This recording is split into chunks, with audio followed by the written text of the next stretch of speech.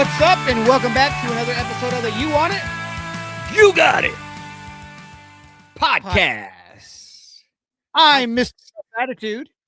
And I am Senior 7. How you doing today, buddy?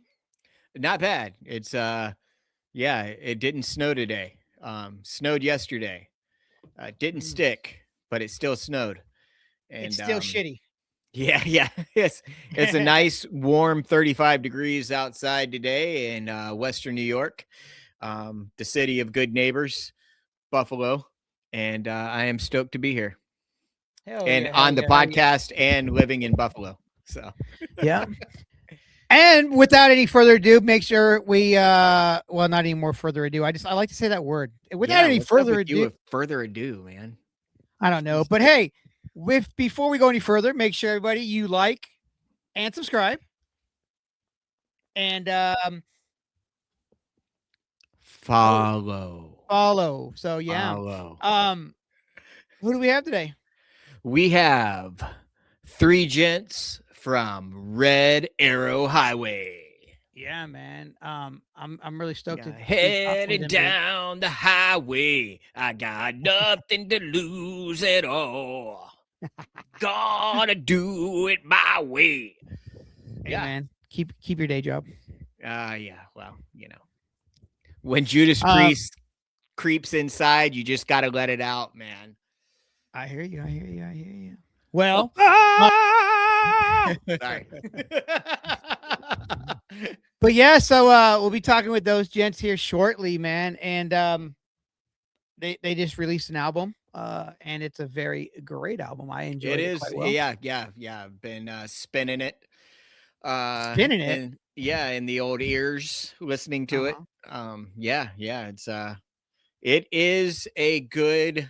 It's a good record, man. Great songs, great lyrics and subject matter, and I'm excited to hear more about these guys from Michigan. I just wonder where in Michigan they're from, because whenever you talk to anybody from Michigan, they hold up the mitten and they're like, I'm from here, or I'm from here. So I believe they're from Western Michigan. Okay. Yeah. But yeah, and yes, that album is definitely, I would say, a certified toe tapper. Yeah, exactly. Yep. It really is. And good shit. I can hear a lot of their what I think their influences are. So I'm interested to get their answers. So for sure. Because all right. Well, yeah. Well, guess what I'm going to say? Without any further ado, here is Red Arrow Highway. Dig it, sucker. When did pop music get so goddamn algorithmic? An album made of blood, boiled down to a song on a playlist. It's weighted blankets, keeping us complacent.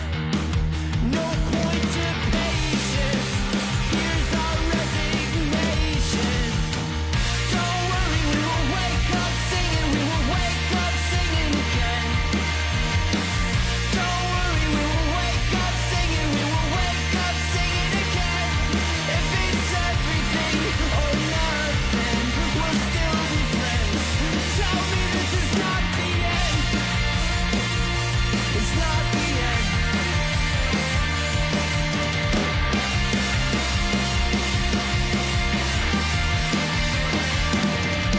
When you run away in fear, you pique their interest. They'll call that knife in your back a sign of weakness. Yeah, they're glad you're here. You make it worth it. They survive on fear.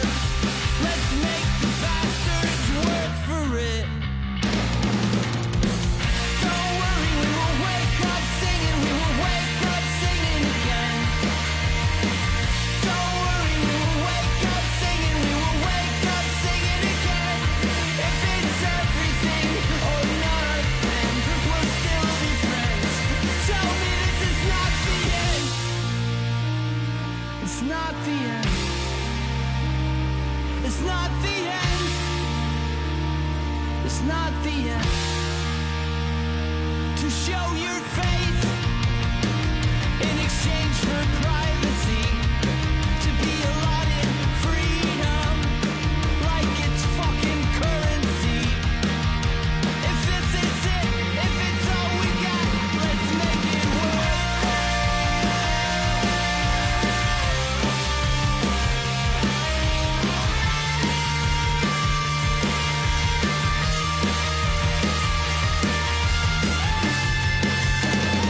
Don't worry, we will wake up singing, we will wake up singing again. Don't worry, we will wake up singing, we will wake up singing again. If it's everything or nothing, we'll still be friends. Tell me this is not the end. It's not the end. It's not the end. It's not the end.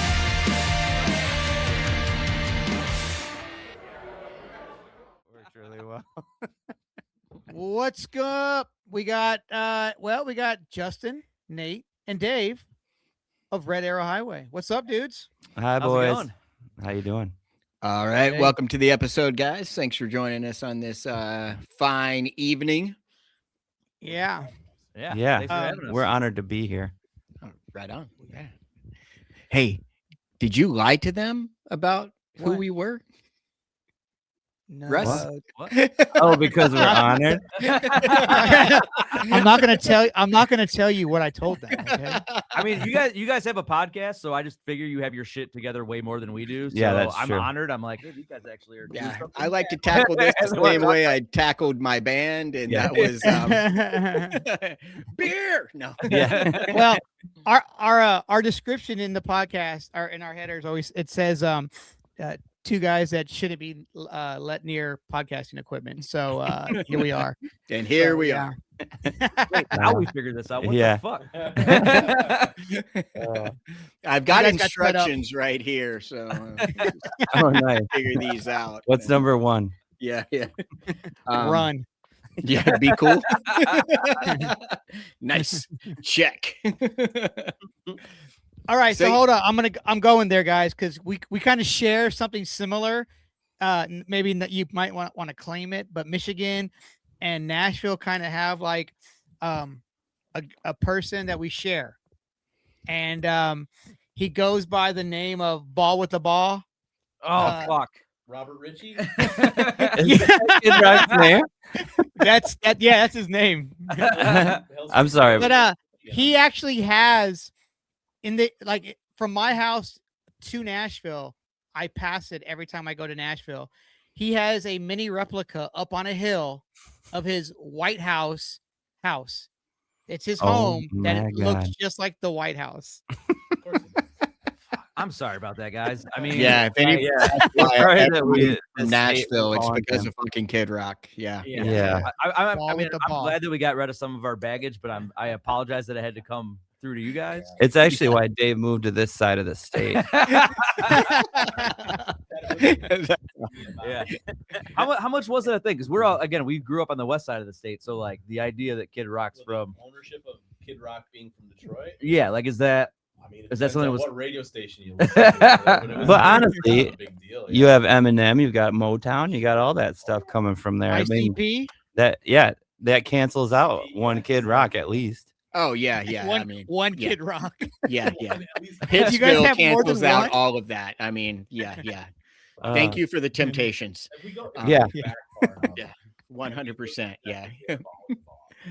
I mean, Oh, it's a hell of a Ball with song. the Ball is a jam. It is a cliff that man fell off of, from though. a time and place. It's fun. Yeah, it's fun. Song. I don't. I'm a think I devil need without a to know cause. that, Yeah, that was he fell right off a cliff. But Yeah. at his height, the guy did have a hype ass show. He had that little guy running around. Josie. Joe C. Yeah. Joe Um, C. A 3 foot. I mean, it was a 3 good foot tall show. with a 10-foot dick. That's what he said, man. All right, so everybody run Um, out and buy that Kid Rock album. I'm not gonna. I will say this: Well, I was just buying shit one day. I was drunk at the record store downtown here, and I bought Linkin Park's first album, which is a great record. I bought Kid Rock's that album there. What is that called? With him on the cover? Devil Without a Cause. Devil Without a Cause. Yeah, I bought that I'm the band, because I got resident Kid Rock historian. Yeah. Well, you know what? We're not even going to talk about the band. Let's just keep going about Kid Rock. No. I could do rapcore all day. Yeah.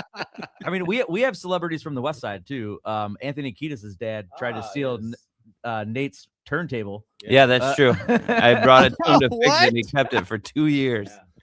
Jeez. Grand Rapids, Yep, we got him. What's that? Del Okay. Shannon. Who's that? Del Shannon. Well, I'm older than you guys, so you don't remember Del Shannon. He's from the 30s, maybe. From the You're not 1930s. Wow. Yeah, I'm 150 years old. Okay, wow. Shit. But I think that's it. And then there's us. Yeah. And yeah, you got to throw yourself in there. Yeah, Nice. for Um, sure. So right now we have half the band because there is 6 members of this project, correct? There's are. at least 3 more of us. Yeah. Yeah. Yep, it's a lot of brains, lots of arms, lots of feet. Lots of scheduling. How many practices are not full band practices? Not many actually.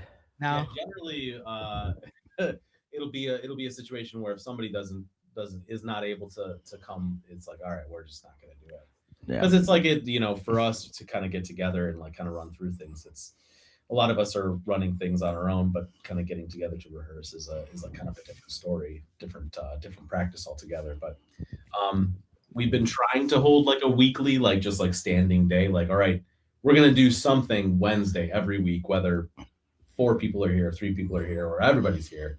Yeah, Just like kind of like to continue some kind of ritual for music every week for all of us. So Yeah. I would like to do like an acoustic set, have that in our pocket if Jason ever gets sick the last minute or something.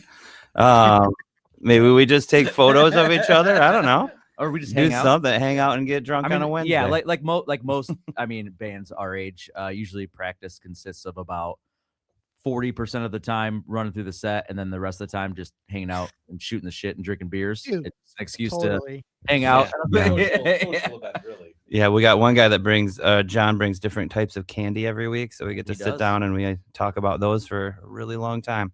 Okay. What age do you get to when you got to start getting the candy? Like how old do you, like, because I know when you get to like 60s, you got to have the Werthers in your pocket and you got, here you go, little, but like, John's actually the youngest of us. Yeah, but an old soul. Yeah, and also Okay. Nate recently brought some old people, what John refers to as old people candy. They're lemon drops. Yeah, and John couldn't be more excited about it. He's like, I fucking love this old person candy. And now he's got a kick at that. So I don't even know how to answer that question. Yeah. see, so I told I work with a bunch of youngsters. Like I said, me and Eric both just turned 50. And, I work with some youngsters and they're like, oh, you have old people candy. They use that term. And I was like, well, what kind of candy do you have? And they're eating like fucking M&Ms. And I'm like, well, fuck, that's old people That's candy. old Do you want to be people candy. technical? My mom. They're like, fucking no, loved no, we all eat this. And I'm like, technically, anything that you like when you get older, someone's gonna call that old person something. You know what I'm saying? Like Circle now life. we got, look, what do we listen? Like they call our age's music dad rock. You know what I'm saying? Well, fuck. Okay, I guess so. Well, guess what? Yeah. You'll be a dad soon, and you're gonna be making dad rock. You know? Yeah, you can't be like, I'm not. This isn't dad rock. Get away from me, kids. Because you have kids. I think the Yeah. last podcast we were on, actually, they did refer to our band as Dad Rock. Which Did they really? Yeah. I would have Which stormed I'm off if okay I with. heard that. I'm just Most kidding. Dad. I'm I'm out. not a dad, but most of us I are. was listening. Yeah. I was listening to the last podcast, and they described it. One of the terms they used was adult contemporary. I had never been so like it was so offensive and accurate. At the same Yeah. time, it's like That's why it was so offensive. damn, You're Wow. like, this is they actually, got us. yeah. yeah, this is That's actually really nuts. hit really close to home. Yeah. You're like, nailed it. this is where we're at. That actually makes perfect sense. I also was on that podcast, and I don't remember this conversation at all. Yeah, you weren't paying Did you attention. listen to it? No, I was just in my own head, I guess. Sorry, I'm listening you- to you guys though. Do you remember the first time you heard like a band that you were like growing up to, and then now it's like on the classic rock stage, and you're like, "Fuck, when did that happen?" Like, Yeah, for me, it's Incubus. Yeah. Really? I love them. The first time I heard Incubus Science, I remember the road I was on in the backseat of my friend's car, and they played the entire CD, and I was like, we're gonna need that again because I loved it so much. I don't know if you guys remember that album, but it's so weird. They got the DJ in there. It goes from like really slow to really fast to really quiet to really loud. I never heard anything like it. But I remember hearing that and going, I didn't know you could do that. And now I need to figure out how to do that. Now Incubus is on the classic rock stage. Yeah. Yeah. Absolutely. yeah, I would say Green I Day was. to me probably is a similar situation. Whoa, wait a second. Are they really on classic rock? You can see it Well, on I his think- wall. I Yeah, I think- feel like I you're don't- poking a I don't bear, spend Dave. a lot of time listening to the radio. But if I had to pick, yeah, there you go. I mean, how old is Kurt Plum? Was that 90? 90, Ah. 91? Yeah, that's what I was gonna say. Yeah. Yeah. Somebody do some quick math there. I mean, it's under 40 years old. It's like 35 years old. Yeah, 30. Yeah, 35. Yeah, I mean, that's, Yeah. That's older than John. yeah. Who's Yeah, in their that's band. That's true. That Although album I- could be a grandfather. Yeah. Right. I Biologically, yes. I did get to see Green Day last summer though. They still rule. I bet. Like it was a hell of a show. Was that with the Pumpkins? Yeah. Yep. That was- Pumpkins that was- wasn't great, No. which I was really disappointed with. It was like daytime and they're wearing goth stuff. Like you Yeah. can't wear Yeah, it's- you can't wear a goth robe in the daytime. Sunlight. Yeah. I mean, I I think think it's- that's all that Billy Corgan's capable. I don't think I it know. matters what time of the day it is. Yeah, that's true. He And it leaves was the an house and outdoor he's like that. Yeah, yeah. yeah, his skin kept burning in the sun. Well, No, you but know, they ruled. That was the show where we're watching and all of a sudden the bassist drops his bass and runs off the stage. oh, that was that show. Yeah. Green Day. Yeah, Billy Joe runs off and then the drummer runs off. And we see them all get in a golf cart. This is like 2 or 3 songs in. And then they all drive away. And then there's a "We'll Be Right Back" comes on the big screens. And then they come back. Somebody flew a drone in there. And they were like, unidentified drone. And they got the entire band out of there. Meanwhile, they didn't warn the crowd at all. I didn't care about them. Yeah. Look at these guys. Yeah. Important people off the stage. Yeah, exactly. These people are worth more than you. But yeah, it was wild. And then they just came back and he's like, all right, let's pretend that never happened. And they just finished the show. Wow. All the drone strike targets that you think that's like number Green one. It's like a Green Day concert. Like Yeah. I expect that from like you too, you know, Yeah. Bono Oh, freaking out, you know, Yeah. and just like I'm out, but not Mike and Trey and Billy. Wow. No, they look genuinely scared. yeah. I saw Green You Day. can- once. Don't Alright. fuck with them. They got the Dookie bombs they were dropping that night too. You know, Oh, yeah. they had the plane come out and was dropping the Dookie bombs, and they were like, I think they were like T-shirts or something that they're dropping or whatever. I didn't get one. So it's cool if they have drones, but nobody else. Yeah. Yeah, right. Yeah. Is there, Fucking elitists. Speaking of Yeah. Now they sold out. Fuck yeah. them. Yeah. are those drones? Would those be What? Yeah. considered What else drones? would they be? I mean, how else Well, are I they mean, doing with it? this Remote- drone Remote technology control. or drone technology. Oh, Like you go to No, it's a blimp. No, like those little things that would fly. but they're around a remote stadium and they would- controlled. It's Yeah. a Like blimp. is an RC but- car like an on the ground drone? drone? Yeah. I feel like we're where's getting in what's the weeds here. It's obviously a definition? blimp. Yeah. No. Like We're- a little blimp. Yeah, we're answering Yeah. the important questions here, Nate. It's a blip. It's not a I blimp. will say this: my stepfather used to fly unmanned blimps like that, and it's like a remote control. And I'm like, I asked him if it was AI, because it's like there's nobody in this fucking thing. They're like thousands and thousands of miles away, just like this. Yep. You know, they got a thing, but I'm like, is that a drone? Or Yeah. you know, Oh, yeah. they're like, yeah, it's a drone. I was like, okay. What was the difference between like Really radio slow-moving one. frequencies and like, you know, because like I remember like the old, they'd have like the big antennas. Yeah, It was like yeah. a radio frequency. Yeah. That the differentiation between the two, but I mean, both can be like hacked, right? Probably. A radio Yeah. frequency? Well, I don't know.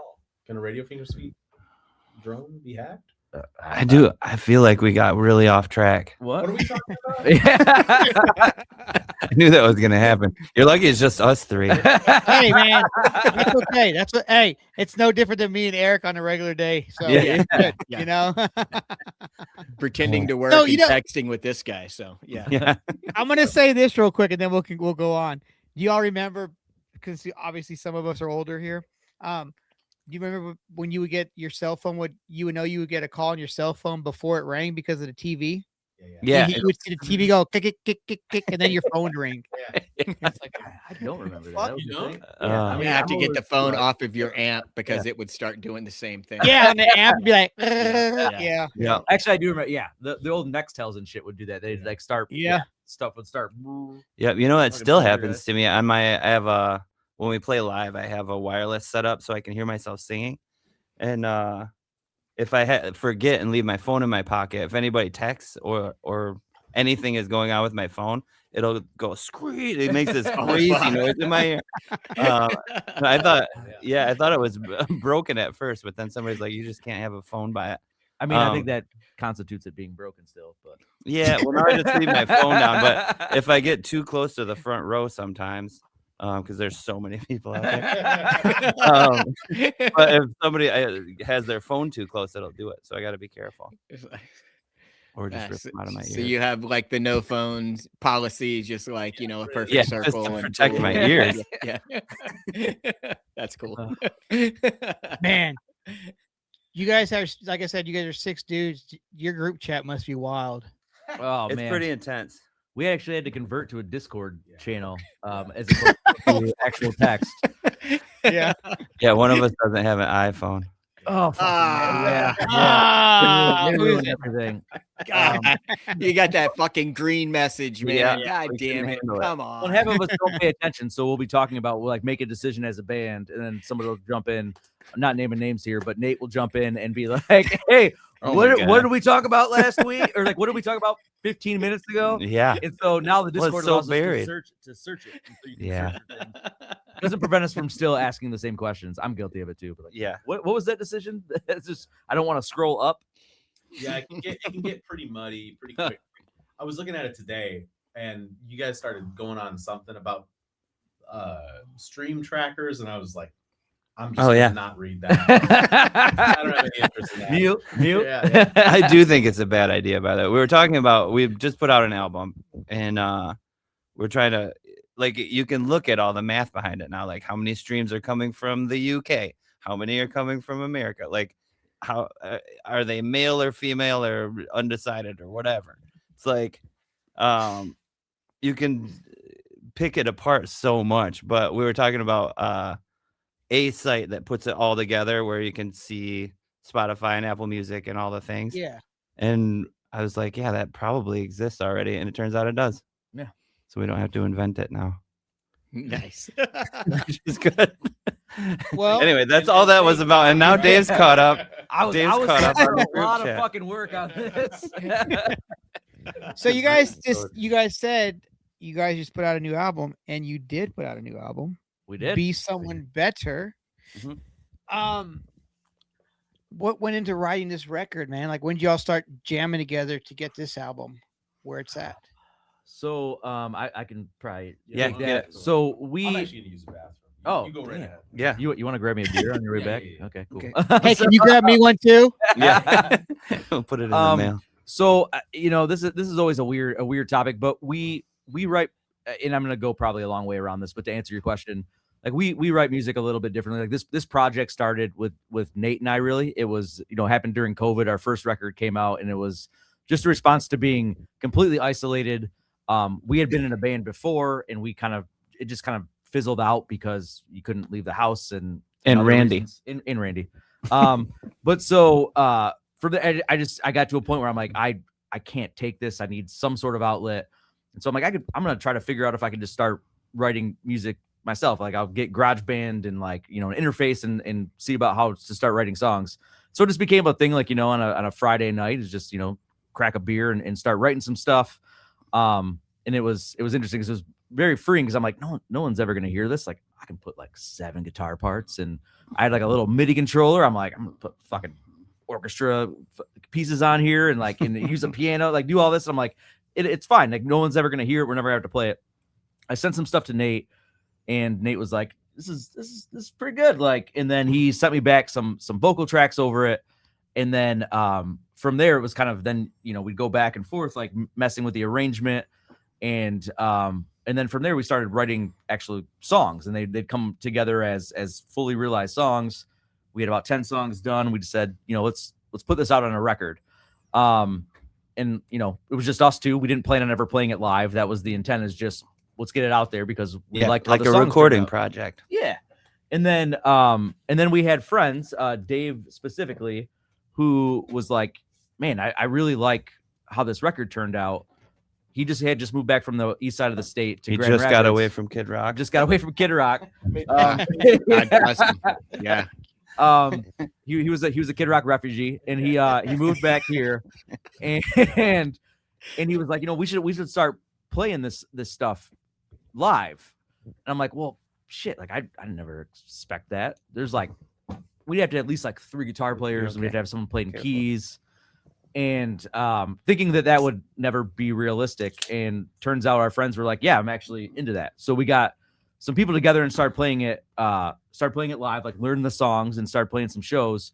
But the process of songwriting still persisted a bit, in that I would continuously be tracking, demoing these songs, sending them back and forth to Nate, with the exception that once Dave kind of joined the band, then because I'm not a real bass player, like I would just track root notes of bass, and you're not even a fake bass player. Exactly. Yeah, exactly. I'm like a step below AI. And so Dave, with Dave joining the band, it was like, oh, let's have him start tracking bass, and so we continued with that process of really writing. And so that's really how this record started. And so a lot of the songs that turned out on this record had begun before we even put out our first record. Our first record even came out.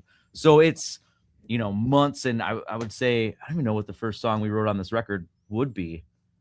I can't remember. Yeah, couldn't place And the one that just came out, or Yeah. the next? Oh, I have no clue. But anyway, so we started writing those, and then it was the same kind of process. We're like, oh man, we've got about enough for another record. Let's put that out. So some of these songs are 3 years plus old. And they come about in just whenever inspiration hits, right? So I mean, there may be times when, like, a song kind of comes about and we write it, and then nothing else is written for 6 months, or it may be that subsequently, like, we continuously start writing stuff. So that's a super long-winded way to answer your question. Yeah. But it just kind of came about organically, in the sense of, like, when we felt like we had really good songs, then we wanted to put out the record. And some of these songs as a band, then we would bring it back to the band and learn them and start playing them live before the record was released. So Yeah, and I think I'm sorry, what was that? No, I'm kidding. You guys froze. I wasn't listening. I'm sorry, guys. Yeah, that was like the longest answer. But I had to What back up You because say you do here. So wait. So did I hear that right? There's 3 guitar players? Yeah, I Yes. play guitar and sing. Then there's Justin and John. It's a lot of Like guitar.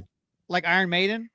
Yeah, just Yeah, exactly. I would not say like Iron Maiden. But yeah, in the sense that there are 3 of us, yes, that's where the comparison ends. But yeah. What other bands out there have 3 guitar players? Like, Well, I mean, live, or because I mean, I think it's interesting. A lot of times these days, I mean, going back to Green Day, right? Green Day doesn't play live shows with only 2 guitar players. They have extra guitars that are on the stage to thicken things up. Yeah.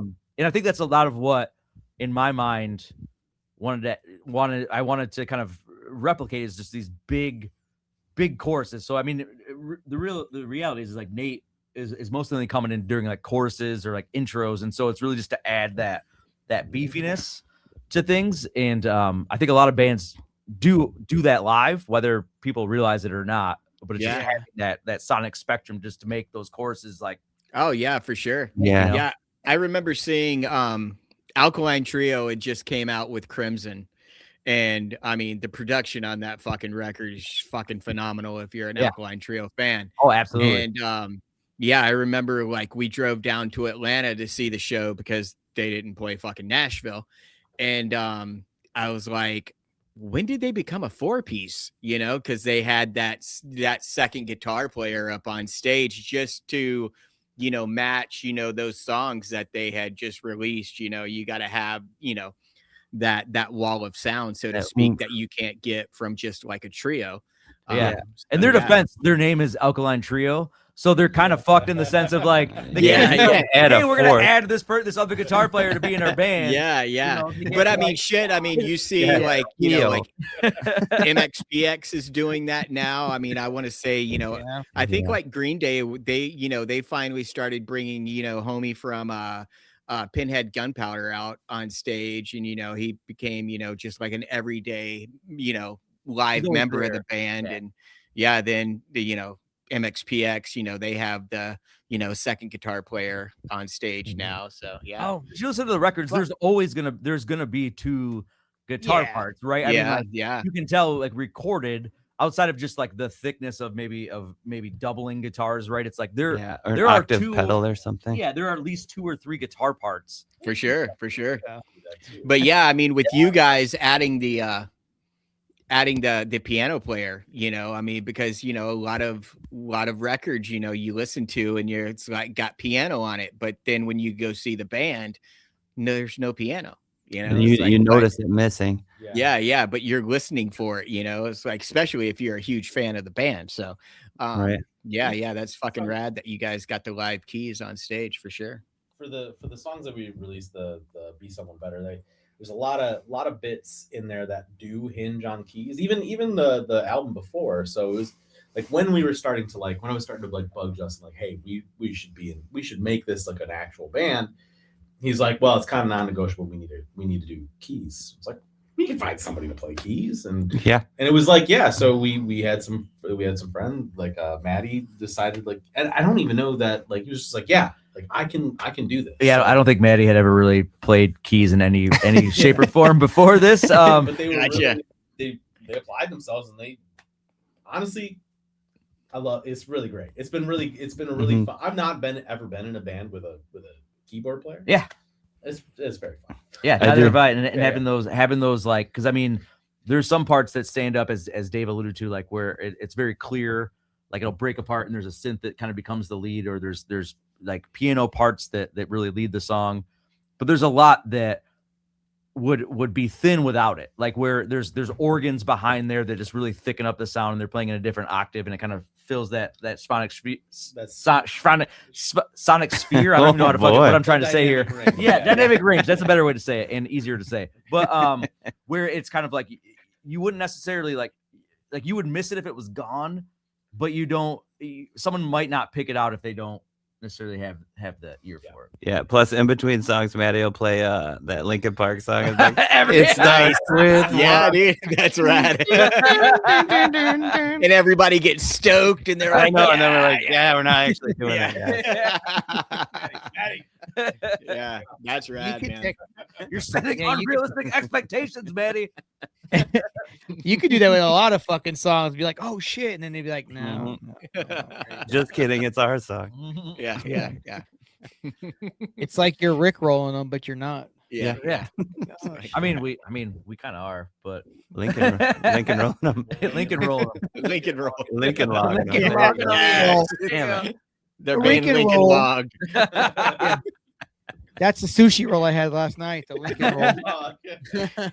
You're out. God, damn it! Here's your yellow card right here, buddy. I get one at every episode. Damn it. Noted. So what's what you guys have planned this year? What's any big fests? I mean, God, didn't we try and get on Fest and weren't able to? Well, it's unclear whether or not it's unclear. Okay, we haven't officially got the denial yet. Some of our friends have.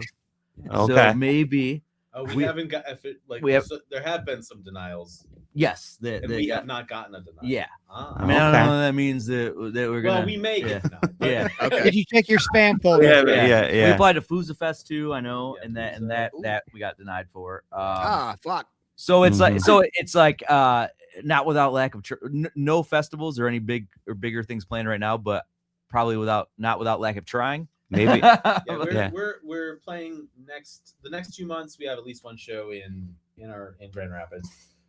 We got some buddies on the east side of the state that we'll probably end up booking some stuff with, and gonna try to get out for maybe like a weekender in the summer to like Chicago, Milwaukee type of thing. So Yeah, we are like, we have a hard time because we're adults, you know, and there's 6 of us, and we all have like jobs and families and all this stuff. So it is hard to schedule that. But we're trying, and we'll get out there. This last weekend we played 2 shows in a row, 2 days in a row. I was Yeah. very Nice. tired It's after. crazy. I was so tired. Oh, I slept like a champ on Sunday. I was too. We played in Muskegon, Michigan, which is about 40 or maybe not even like 45 minutes northeast of here, and then we played in Grand Rapids. And like load in on Friday was at like 7:30, and load in on Saturday was at like 7. And so that was the extent of our tour. And we were exhausted. We were like, oh man, I we know. all slept in our own beds. Yeah. And we didn't have shit during the day, and it was like, man, this is a lot. I almost called in. Life on the road. I almost called a wellness check on Justin because he didn't answer his phone for 2 whole days. I was exhausted. He was I tired. was tired. I was tuckered. Tuckered out, huh? Yeah. Now, have you guys played fest before down in Gainesville? Or No, we'd love to though. Yeah. I've been, Especially that one. I feel like would be really fun. yeah, I've been twice. I was supposed to go the year that COVID broke out, and so I had tickets to that. But the fest that never was, I wasn't able to go down there. But went down there a few different times. We have some good friends that have played down there, and so going with them to see them play and just experience it has been great. I just fest fucking rules, man. It's such like a everything about like just the fact that they take over that whole Gainesville. And just the community there, and how everyone, every band you see is just, it's all about, hey man, take care of each other. Like just the vibe of everyone there. for sure. Everyone sincerely means it. Everyone you meet is incredibly kind and nice. And it's such a lovely place to be. And yeah, it's a thing, man. Yeah. It's like the beacon of hope that's in Florida, Yeah. And Tony does such a great job. No. Yeah, with I mean, especially now that Bo Diddley Plaza is a thing. So like not every band is playing in the old, Gainesville Theater or whatever it was called right there on University. There's actually an outdoor, kind of like amphitheater type stage. So yeah, That's awesome. yeah. I've been multiple times. My first fest was Fest 7. So yeah, and I went this past year too. So it's always a fucking good time for sure.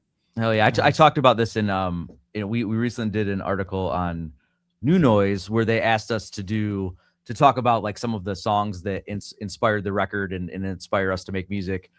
And I talked about there's a Spanish love song that Otis Carl that came out. I forget what the record is that it came off, Schmaltz. And so that song, like I lost my brother about 5 years ago, lost his battle with addiction, and just obviously that has fucked me up severely. And that song has always just like it destroyed me. Like listening to it, I could barely listen to it.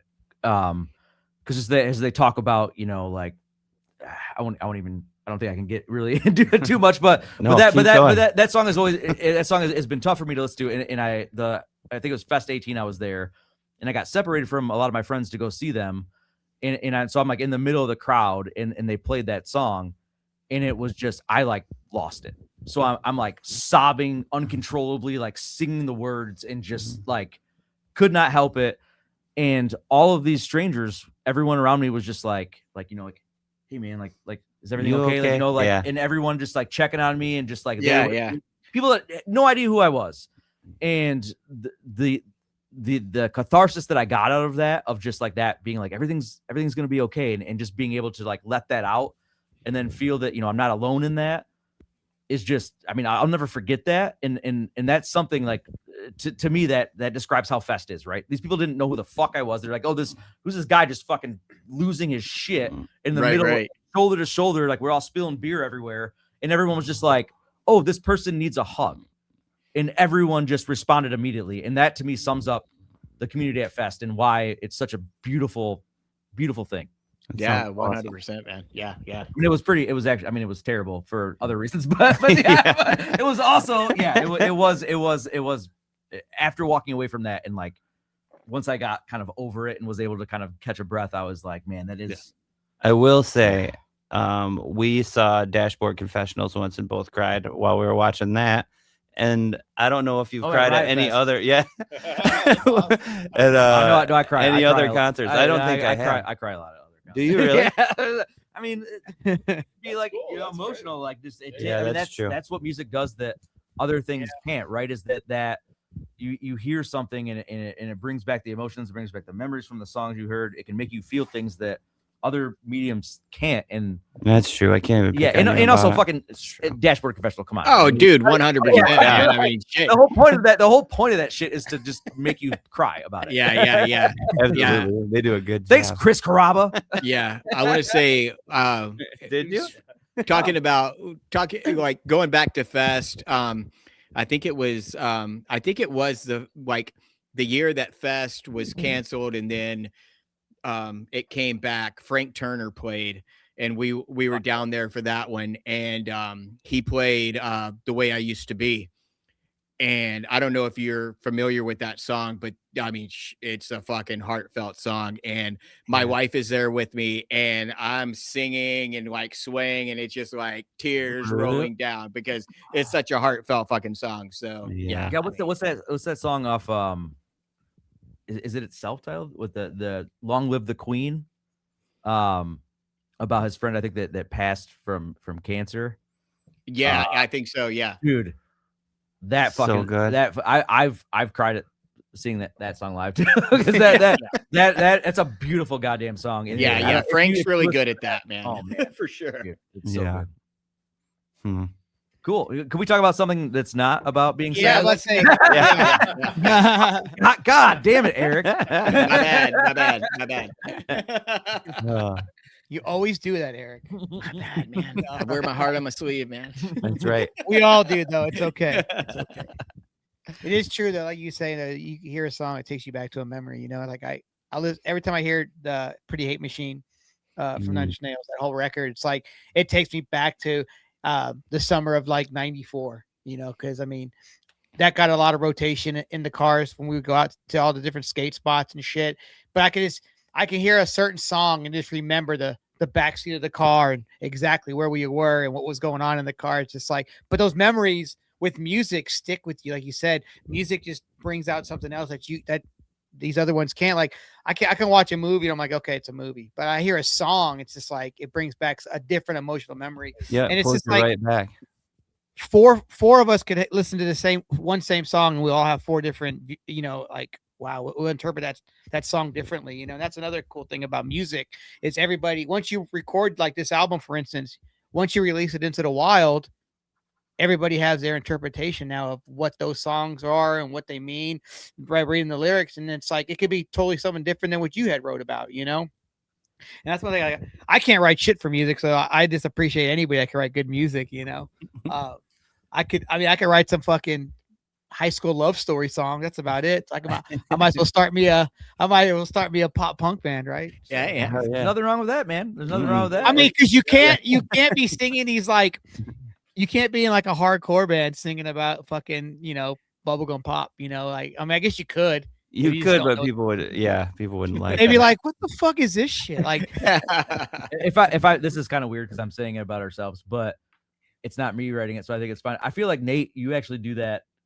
What do you mean? A decent amount. Like we'll have songs that the music is pretty upbeat, and relatively happy, and then Oh when yeah, you listen to your lyrics, it's like Jesus, dude. Like, I know. Well, I feel like I gotta balance it out. It's too happy, you know. Yeah. You throw that Chris Isaac, everything Yeah, be all you- right, but not for me. Yeah. yeah. You gotta plane it back out, bring it back down to earth a little bit. Yep, for sure. Also, I have a hard time writing happy stuff. Anyway, I don't know why. Dude, I'm generally a pretty happy guy, but I think it's because I get all the bad shit out in lyrics. There you go. I Um, was about to say the same thing. Yeah. I think it's exactly so. Nate is one of the sweetest men I've ever. Or Oh people my in general I've ever God. met. This is being recorded, Like, you know. Hey, I don't give a shit. I'm not ashamed of anything. Hey, we're getting emotional. It's okay. Just constantly Sorry, Dave. a positive outlook. Yeah. No, yeah. Dave is the worst. But Nate, but just like when I'll be down and be, I can be prickly if I'm gonna. But Nate's always just like, hey man, everything's good, and we'll be like a positive outlook on stuff. It just always and you're just. I love you a lot, bud. And so like, but then I do think that comes out in your lyrics because you have to have that outlet, which makes me so happy for you because we'll be having a very pleasant conversation and you'll be like, yeah, everything's great. And then you'll be like, hey, I wrote this new song. I'll be like, Jesus, dude. Yeah, I wrote this new song that's gonna rip your heart out. What are you dealing with? Yeah. No, it's a good way to get things out. I went to therapy for a while and just I never found a person that I liked. But then I could start putting things in songs, and it's what I used to do is I would write songs and I would say she did this or she or her, but I'm talking about myself. But I figure if I put she on there, nobody's gonna think it's me. It'll never be traced back. Hey, you know. Well, they will know. Now, You're just giving away your fucking secrets. I know. kidding. Well, what I realized is it feels even better if it's me. If I say I or I say me or I don't know. Nothing feels better than that. Getting it all out. It's funny though because there's a song that we have on the new record called "Problem Solved," and it's pretty and that was not autobiographical. I don't want to speak for you, Nate, but I know it. No. It was. So our so this record was mixed by our friend Will Beasley out of the Bakery Studios in Richmond, Virginia. And so I get a text from him one day, and he's like, "Hey man," he's like, "Is your is everything okay with Nate?" And I'm like, "What? It was an exceptionally sad song." And he's like, I'm mixing, I'm doing like my initial mix on Problem Solved right now. And it's just like, I'm worried about him. Is everything okay with him? Like, I want to make sure he's okay. And we'd already talked about this, and I was like laughing. I'm like, the song's actually not about him. Like, Yeah. I appreciate your fine. concern. Because again, Will is just a sweet man, and so Yeah. but it was just very funny that he was like legitimately like, I mean, he wasn't faking it. He was like, I hope Nate's okay. Yeah, that one got real dark. Check on real your quick. homie, man. Check on your Yeah. homie. Exactly. Which is why Will's lyrics. a great guy that he's, Yeah. but Sometimes you can look into the abyss and then just like go into it instead of turning away from it. And that I feel like the best songs come from that. For sure. Burying yourself in it or Yeah. drowning yourself in it, as Problem Solved would be. There you go. I mean, it's fucking therapeutic, dude. You have, Yeah. like whatever going on in your head. And to put it to fucking music, I mean, some people just put it to fucking stories and, Yeah. write fucking books and shit like that. I mean, we're musicians and, this is how we fucking deal with our shit, Yep, absolutely. It's yeah. been neat too, because Justin will send me these songs, and they have a structure already. They're not done yet. Like we'll edit them after the fact, but I get to sit down and whatever mood I'm in that exact moment, I will always like the first time I listen to it, I'll just hit record, and usually some kind of words come out. It's a lot of just oohs Stream and of consciousness. yeah. And they're not once have they been like positive, but I'm sorry, dude. no, it's okay. But then I get to it's strange because I'm realizing what's really bothering me at that moment, and I can sit down, and for 2 hours, or I usually fade out after about 3 hours, but I can just sit down and for 2 hours, like focus on this one problem I'm having in life. And by the time the song's done, I got it figured out. And then I got a recorded reminder of how I figured it out. So Nice. it's interesting. Because we're already working on. We've got a good selection of songs for the next record, and there's a reason why we did. I hope you don't mind if I bring this up, Nate. But Sure. But Nate, like he had done vocals, right? And so we kind of did some iterations and came back, and I was in Nate's his pup had passed. Oh, yeah. Not too long before that. We lost my boy Cash. He was a good boy. He was such a good fucking boy. Yeah. And so Nate had these lyrics, and I listened back to it. I'm like, oh, and I got emotional when I heard it, and I'm like, dude, like, this is it. Like, is this about Cash? And Nate was like, no, what are you talking about? and then he's like, fuck, this song was about Cash. Was about my dog, and yeah. And it didn't even now I can't sing it.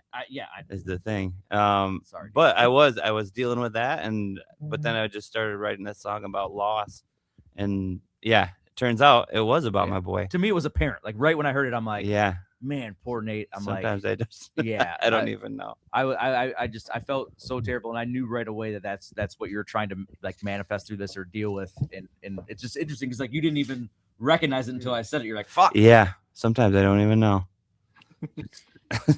Should have just probably kept it to myself, but yeah. No, it's good, man. Because after that, I was able to go back and I revised some of the lyrics to make it even more personal to him. And yeah, no, I really can't sing it. It gets too heavy. Strike that one. Yeah. Do you? Yeah. Are you guys tracking your own and recording your own shit, and then you send it off to get somebody to mix it and master it, or? We do most of it ourselves, but then we have had studio drummer, or is that what you would call them? Yeah.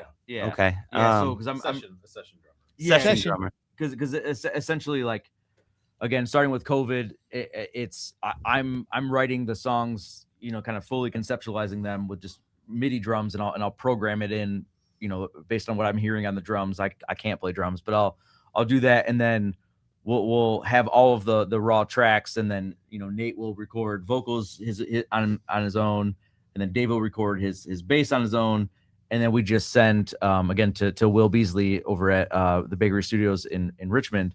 We'll send him the raw tracks, and then we've had I should have this happened in the last podcast. Clayton. Oh, I can't remember his last name though. But Clayton doesn't have a last name on the first record. And then our friend Shane Johnson did drums on the second record. And yeah, dude, he did a great job. And so we'll have kind of I'll try to do fills to an extent, but a lot of them are just like, I'm like, transition, it's a snare roll. Like that, yeah. And then but Shane will come in and then he put a lot of himself into this, and so he'll do the studio drums. And then this last record, I flew down to Richmond and hung out with Will in the studio and went through a lot of it and kind of iteratively did the first mix and stuff. So that's generally how we've recorded a lot of our stuff so far. Yeah, I think Jason could do those drum parts. It's just we can't record them that well here. That's true. Yeah. That's something we'll probably revisit in the future, but so yeah, we've been having the studio drummers do it. Recording drums, like you gotta know exactly what you're doing. And that room that he records out of the studio is so well, like it sounds so good, and the fact that it's like, he's already doing like the mixing, and so the cost of having our drummer go somewhere, Jason go somewhere here and then do it would be much different, and then getting that Plus, sound. We can't trust Jason to go do something like that. Shut up. He's a drummer. He wouldn't be by himself. But we need a handler. Yeah. Okay, here we go. 1, 2, 3, 4. So Jason and I have known each other since I think we were in 7th grade, and Jason's 43 right now. I'm about to turn 40. No, Jason's 42 right now. I'm about to turn 42. And so we've known each other for a very long time. In every band I've been in since like high school, Jason has been the drummer. Like I've actually never been in a band of like the 5 or 6 bands I've been in without Jason playing drums. So we go a long way back. Like and it's funny, like actually the drums, when I would program drums for these songs, he's like, that's pretty much exactly what I would have Yeah. played. You're just like- doing fake Jason. Yeah, because that's what I know. Like that's who I've written from, like written songs with for most of my life. So yeah, I would trust him. I would trust Supervised. him. I would trust him now, but with a handler. Yeah, that's like when my band, my singer and drummer had been together working, in bands since high school, and they're like, they know each other so well. He's like, "Hey, what about?" And he goes, "I already know where you're going," and they know what's going to go. It's like I call them. I always say it too. It's like Lars and James from Metallica. That's the chemistry those two dudes have. They hate each other too. Yeah. No, But man. he's a good drummer though, right? Yeah. They go shop. They go shop at Melrose together. You know what I'm saying? Forever throwing shade on Lars, this guy. Right? Yeah. No, I mean, Eric, I agree with you. I just don't want to get canceled over A Metallica reference. Hey, I had a clip. Lars, I did a clip off of a show about this time last year, and it was about Lars, and like the dude in the band is out of Cali, and the drummer, he's around the same age as Lars, and he's all Lars, and which is fine, whatever. We all like who we like. So I put this clip up, and because he was describing how Lars has inspired, has been an inspiration on a lot of newer drummers that have come out, blah blah blah. And you always label the clips because you're gonna get something crazy if you label it whatever. So it's like your favorite drummer was probably influenced by Lars. Well, the comment section in this fucking video blew up like a motherfucker. It was like I think it was like 19,000 comment or 19,000 views and like I think 100 comments and shit. And I'm like, oh, this is cool. I didn't care if it was negative. It was the negativity. Yeah. The negativities is what made everything great. But they're like, I don't think my favorite drummer ever was influenced by Lars. Lars did not influence anybody in the 70s. And I'm like, oh, it's this guy who's breaking it down. I mean, we're lucky, right? Because we just don't want Scott.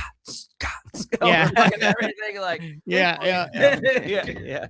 No, we can't. Lars can't play that fast. He can't play. Yeah, he can't play anything off from Justice for All. But Justin, Lars is right behind you. Yeah. Nah, you would hear him walking in because he'd be talking. So,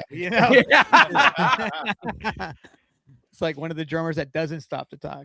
I mean, I guess he is the only one for Metallica. He is the only one that does Well, I guess they all do interviews. Never mind. Yeah. He's the only one that does interviews that no one wants. No one asks. Yeah. I will say this though. You brought this guy. He did have a good podcast on Apple a couple years back. I guess everybody had a podcast during COVID, and that's when he had. And it was a good podcast. I mean, he had some great interviews because the dude does like to talk. You know what I'm saying? Yeah. But once COVID was over and touring started, that podcast went away. So. I mean, and obviously, I've never met the guy. He might be an all right guy. I only have like the impression like that I've gotten from interviews that may or may not be edited and stuff where he seems like a complete fucking asshole. But maybe he's an all right guy. Maybe he's a nice guy. Maybe see any of the footage of him. Yeah. It's the That's impression. it. I'm going bowling with Lars. We'll settle it. It'll be fine. We'll talk Really? drums. Oh, We'll that talk. wouldn't Yeah. fall far. So maybe it's not his. So maybe it's No, that's what I'm saying. That's what I'm saying. Like, there's some footage of his dad being like, I don't like it. Oh yeah, his dad would if his dad didn't like his dad would be like, it's not going to be good, and then he would not put that he would not let him put those songs out. Like he basically, if his dad didn't like him, because they showed a picture or a video of his dad like on a couch, he's like, Yeah. Yeah. And then Can you imagine being in Metallica and still being a disappointment to your dad? well, Man, my dad won't go play tennis, and I'm just trying to lay down these drum tracks. Yeah. man, Yeah. It's like- God damn. leave me alone, Dad. I'm 62 years old. Yeah. I'm in one of the biggest bands in the fucking world. Not good enough. Yeah. Your Still Your disappointed. snare needs to sound like a keg. Fine, Dad. Fine. Make it chinier. The German way. True. I don't think they're German. I think they're Lars? Yeah, Ulrich. Is he I thought he was like Norwegian. I thought they were like He's like from like Finnish he's or he's from up that he's Sweden. I think he's Sweden. Northern. Yeah. Nice. Okay, sorry. Me, I don't know. I don't know. What's the white flag with the blue cross? What's The that? Blue Cross. That's Isn't that Greece? That's no. Oh yeah, that's not where he's from. That's It's Finland. like- Yeah, Blue yeah. Cross Blue Yeah. Shield. Yeah, Hold on, I'm looking this up. I don't know, but it's got a $20 copay. He's Danish. He's Dutch. Is that what? No, not Dutch. Danish. Where's Danish? Is that from Oh, that's that's up there. Right? Denmark? Is Denmark. that Denmark? Yeah, Denmark. So, yeah, Sweden. that's where he's from. that's what Oh, okay. red flag. Yeah. Dave So, knows all about flags. dude, I see these shows with these little bitty kids. You ask them like, to describe a flag and they do it to a T, and I'm like, man, I don't even know what that country is. Yeah, Like, but they can't write in fucking cursive. Yeah. You can. damn, yeah. I don't think I I could do both. We had a social studies class, I remember in 6th grade, where that was the whole thing. We had a country report. We had to learn all the flags. And at that time, if you would have interviewed me as whatever, like 10-year-old, whatever grade you are in 6th grade, I would have killed that. But then like a year later, I don't fucking remember why those flags Right, are. yeah, There's no yeah. reason for me to know any of that unless Yeah. you're on a podcast, 30 years later and someone Yeah, asked what the fuck Fucking rest where of Lars the- is from. Yeah. all that Look at clean him. living. I'm gonna pull up a flag. No. What is this? You have 5 seconds to get this right. Yeah, you got 5 seconds. You can phone a friend. Fuck. Mm. Well, talking about phoning friends. Hey, Eric, What's up, dude? do you think these guys like to play games? I would think Ooh. so. Uh-oh. Gentlemen, this segment is called 7 with 7. Eric is going to ask you 7 questions. There is no wrong nor right answer, just whatever comes off the dome. So, Okay. and we can talk about the answers too as we go. Yeah. But yeah, there's no right or wrong answer. There's no rules you for this guys- game. No rules. It's like Yeah. Thunderdome. The Sweet. Yeah, rules and it's are like there set- are no rules. There you go. So, go ahead, Eric. All right. Question 1. If you can remember music videos, what was your favorite music video when growing up? I know this. Yeah, you go. Tool. God, what's the one with it's like got the nails in it and Sober? it's like Sober? is it sober where he pushes the Oh. nails in and they like go out his back? I must have watched that a million times and now I can't can always remember. picture the one that's like it's like almost. It's I like think stop it's off motion. It's A like, Anima. Yeah, they yeah. did a bunch of Yeah, stop yeah, motion off. yeah. I think so. Yep. God, it's like Hooker with the penis, maybe. Their That's videos just were my dope. favorite Tool name song. That would be mine. Nice. The Yeah, that's first a good that's one. coming to mind for me is "Weapon of Choice" by Fatboy Slim. Oh, Christopher okay. Walken, Where he flying around. dances? Yeah. Yeah, Yeah. Yeah, that was Oh, really yeah. good. That's the first one that's popping into my head. I'm mad that wasn't. I'm mad that wasn't really Christopher Walken. I was when they said that it was just Oh, somebody else dancing with his Yeah. head on. I was like, man, What? Oh, is that real? For real? Nah, that's That's him part, dancing, dude. Yeah, Okay. he's dancing in most of it, but there's probably like he's doing like flips and shit. Where he's flying, yeah. There's Yeah. probably Oh, parts okay. where he's like edited out. But when I mean, he's, you're like, telling me doing, Christopher Walken can't do this fucking and- flips? Yeah, he can. he can do I don't everything. give a shit. I don't. Yeah, Yeah. dude. Don't take this away I from feel Justin. confident that I can do anything. Dude, I don't know that I have a favorite music video. We don't have to all three answer everyone. Yeah. There's Or no do we? rules. Or Yeah, yeah. you have to. Oh, So if I think of like, I remember is it our video? no, Which no. one is it? There were certain times like if I think back, like I used to stay up late in when I was in elementary or middle school maybe, and then have like the videos that would come on like after 2 a.m. and it was Like porn? shut up on MTV. Through blurred lines. That was a different that's not the discussion we're having. We can talk about that later. But but I remember like the first time I saw like Damn It, the Blink-182 video was like Nice. I was probably in 6th grade and it was like at 2 a.m. and I'm like, This what is the fuck? awesome. I haven't heard about these guys, and I was like enthralled, like, oh my gosh, like this is Is This that is where a they're newer- running around naked? Because that kind of ties No. into. No, Nah, that was they're a in a movie. movie theater. Okay. Yeah, this is Got way before that. But that's before anybody I knew had heard about Blink-182 or anything, and it was kind of like, oh man, this is a yeah. There's like a star in Damn It. There's like a famous person? a famous actress. Jake Gyllenhaal? Oh, No. Maggie Gyllenhaal. Why do you always go to Jake Gyllenhaal? He's the best actor there is. But yeah, that's probably like if I have to, for lack of anybody Yeah. else, like I can think of that one as being one of my favorite music videos because it kind of turned me on to new music. So Nice. Can I do a quick sidebar Yeah, yeah. about MTV? That's just kind of interesting. I'm gonna go pee while you do that. Oh 'cause my I God, don't care go about quick video because this is a short story. games. I lived in a very small town called Fremont, and it had 32 churches. Gerber food, right? Yeah, it's where Gerber baby food comes from. Like that's the Ah. big factory that's there. But tons of churches, and they somehow made it where you couldn't get MTV through cable. Like it was just a banned thing for the whole town. Oh, Like, they Jesus. just Could you decided- guys dance? Yeah, I know. It's basically the Footloose. story of Footloose. Fuck. I just always thought that was crazy. So I had friends in different towns, and they would record videos on VHS tapes. And I'd Yeah. have to go visit them and get them and bring them back. That's why I watched that Tool video so many times. It's probably the only one I had. Wow. Yeah, Yeah. yeah. Well, Shit. Yeah, I had when I that lived same in similar Germany. thing. Yeah, that's what I was about to say. When in Germany, we would get people to send us videos over from like Headbangers Ball, Yeah, and then you would make a copy for your friends, yeah, and yeah. then you guys would all watch the same bit. But you would only have that. You would have just that video of like 2 or 3 episodes of Headbangers Ball that you would watch religiously over and Yeah. over and over Oh, until yeah, you dude. got Yeah, another one sent to you. yeah, Yep.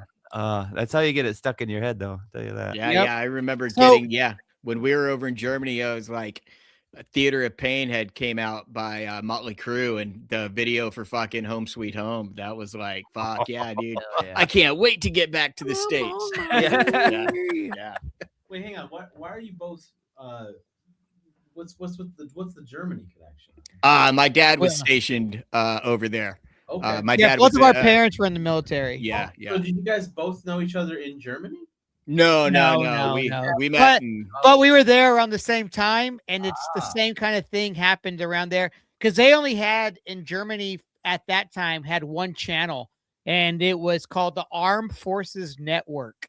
And everybody would watch the same channel. So the next day at school, be like, "Doe, did you see Living Color last night?" And y'all be talking about it, or "Did you see this?" So you guys would talk about the same shows and stuff. But if you had the cool family member that would send you over like The Simpsons or send you over like those shows, you would get them before anybody else.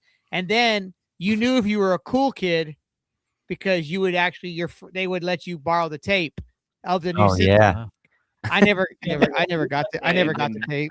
I'm actually Oh, I'm impressed that sorry, the Armed Russ. Forces Network had Living Color in it. You're That's cool actually now. more progressive than I would have thought it would. yeah, for sure. Yeah. Well, I'll Figured just to say see, this like, real the wi- quick. Oh, go I ahead. had to correct myself, and Christopher Walken was in the whole entire video. Sorry, dancing, and because he was a trained musical theater, Uh-huh. so that the dancing is where that came from musical theater. Fucking So- told you guys. I know. Way to How about- underestimate No, Christopher I Walken. believed you. Okay. I thought there was. We'll just Yeah. Dave flips- then. I thought there was Yeah. flips and Yeah, whatnot, but he There was, Yeah, he's and that was online. supposed to be Spike Jones. That was supposed to be Spike Jones, and Spike Jones couldn't do it because his wife just had a baby. Wow. So maybe it is Christopher. I didn't say who. Maybe it is Christopher. That's a pretty lame, Christopher Walken's pretty baby. lame way to get out I of mean, something. if I could flip- Good excuse, Spike if I Jones. could flip the You bird, know, Yeah. if my wife had a baby, I think I would still be able to. Yeah. flip. I can't be in this music video. My wife twisted her ankle yesterday. Yeah. in the restaurant business, we have what's called the walk-in, and Yeah. most restaurants have a picture of either Christopher Walken Yeah. or Joaquin Phoenix. Oh, that's good. Yeah. Yeah, we got a big Yeah. Christopher Walken on the one by my house. Nice. Yeah, I think it's funny because like I didn't know the joke at the time, and when I first started working in the restaurants, this guy goes, "Hey man, you know what the Walken's first name is?" And I was like, no. And he's like, Christopher. Oh. And I was like, Yeah. he goes, and then he goes, you know what the walk-in's last name is? And I was like, Phoenix. He goes, you heard that one before? I was like, no, I just went with the Yeah. theme. It's just really obvious. Yeah. So, All right, back to 7 with 7. Yes. whoa. Go ahead. Whoa there, buddy. Bump the Yeah. brakes. Before we Bump the go brakes. any more with fucking walk-in coolers, Yeah. which you can find one of these. What is your favorite cheap beer? Mm. I mean, we got to say Coors Light, right? Yeah, I don't have to say that. You don't have you, to. I mean, you don't. Right Yeah, now, you don't have yeah. to say that. I pretty much exclusively drink Coors Light, but it was it built itself up. I mean, I would say when I was younger, it was Natural Light because that's all I could afford, Yeah. and then at one point I was like, you know what, I can afford Coors Light. Nice. I've moved up in the world. I remember when Justin was Natty Light Justin. Yeah. Yeah, it was a bad time for all of us. It was a really bad time. I've cleared practice spaces from my terrible farts from Yeah. After drinking. Natty Light. My insides will never repair from that. But yeah. Yeah. I graduated to Killian's Irish Red. Oh. Is that cheap? I don't know that it's like a Well- mid low. That's a mid low. I don't even know where do you get Killian's Irish Red? Like It's you always not have easy. it. I don't know where you You can can find get it. It's not easy to find, but Party World right around the corner has Okay. it. Party World. Nice. Oh, How you much say is the 12 pack Killian's. of Now we're Killian's getting Red? over to Dave, who only drinks strictly IPAs. patently false. A patently false allegation that I'm trying to consistently beat in the practice. How did that even start? Where I asked Dave what kind of beer he liked because he was coming over for the first time, and you were like, I don't know, I like a good IPA. So I labeled him IPA Dave, and now I make sure I have IPAs all the time because he You likes don't way make more. sure. They're Well- you just happen to have some, right? You think now. they just magically appear? I don't even like IPAs. They do it. They did magically. Your buddy brought is him over true. magically. Okay, well, what is your favorite cheap beer. cheap beer? Yeah. I would go with a Stroh's. there you go. Yeah. Stroh's. Oh, okay. It's originally from the Detroit area. Stroh's beer. I grew up seeing my dad and my grandfather drink Stroh's beer, and I like Stroh's. And you can still buy it. It's not brewed in Nice. Detroit anymore, but you can still get it. Yeah, the Good place, dog's the favorite place beer. that the venue that we go to quite a bit. It's a great bar in downtown Grand Rapids called the Pyramid Scheme, and that is my go-to there. Yeah, it's good. Because they don't have Coors Light. Yeah. So I probably would drink Coors Light. But Stroh's is great. Stroh's, baby. Nice. Also, we're the town of Amway. I think I'm just I don't know putting why that that's together. relevant. Well, it's Yeah, a wow. pyramid scheme. Oh, Oh, wait, did you just now fucking? Yeah, Oh for my. real? yeah. This bar. This We're bar has been answering around for like questions on the you for want it, like you got it. 15 fine. years. Is their 15-year anniversary? Yeah, it's pretty Yeah. old. Yeah, and we've been going there and playing there for a very long time. And Nate just put that together. Yeah. Sometimes it Proud- takes I'm a while. I proud would of you, think bud. about other I'm stuff. proud of you, bud. I think about other stuff. Wait till you guys read the new lyrics to the next fucking song. Yeah. It's gonna be all about stuff I should have already known. All right. After going from favorite cheap beer, question number 3. Did you ever consider being straight edge? No. Nope. Not even. I don't know that I'm proud of this, but I started pretty young, in dabbling with different things, and it was it probably was never a consideration for me. Yeah. I don't think it ever came up. I didn't hang out with any people that were really straight edge. It was never I'm not proud of this, but yeah, never crossed my mind. His answer's no. Yeah. Um, Cool. No for me, but I could see myself becoming that when I'm like maybe 75, 80 years old. You know, I'm just Live fast, waiting die for young, it. dude. Fuck Yeah. I don't know. I've been taking Mondays off of drinking. Yeah. There you go. I mean, it's a step in that direction. I'm straight edge Mondays. There you When go. you tell me you got a bunch of those pot dots and Yeah, and- that's and- for and- Monday. and lied to your wife about it. You like sneakily suck those. California. No, I've never lied to her about that. And now we both take hot dogs on a Monday. Okay. I didn't start drinking until I went to college, just for the sake. I mean, a lot of the people that I was hanging out with, we didn't really drink all that much. So, but I remember like in the scenes that we were with, like claiming edge meant something. And Yeah. I was not so like ambitious that I was like, yeah, this is my personality. I'm not a drug or drinking guy. It's like being in CrossFit. Yeah. Like, claiming edge was like this big deal. Like to a lot of friends at the time, it was like, I'm not straight edge, but like I don't drink right now. I'm gonna drink one day, Yeah. but not right now. Yeah, you're not opposed to it. Yeah. So no. Also no. Well, no. The answer's no. I can see us all when we're 75 or 80 sitting around, not drinking, having a nice time at the pool in our condo where we all have adjoining rooms. Yeah. I love that you think you're going to be around at 75 or 80. Yeah, I mean, I'll be that old. You'll be. All right. Yes. Question number 4. This might be a tough one. Oh, boy. Handwritten by Gaslight Anthem versus After the Party by the Menzingers. Who wins? Fuck, that surprisingly is tough. Because that might be, dude, Handwritten is such a great fucking record. But okay, well, I'm talking now, Dave. Oh. But the I thought there were songs. but After the Party is probably my favorite Menzingers record. Handwritten is not my favorite Gaslight record.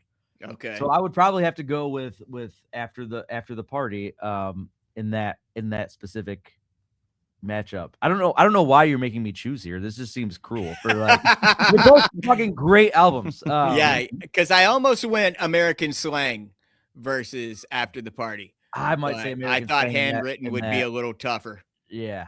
I might say, I mean, I think that I would probably say American Slang versus After the Party. If you made me compare those two, that might be my favorite Gaslight record. Gotcha. What, but- after 59 Sound? What are you talking about? Yeah, I mean, it's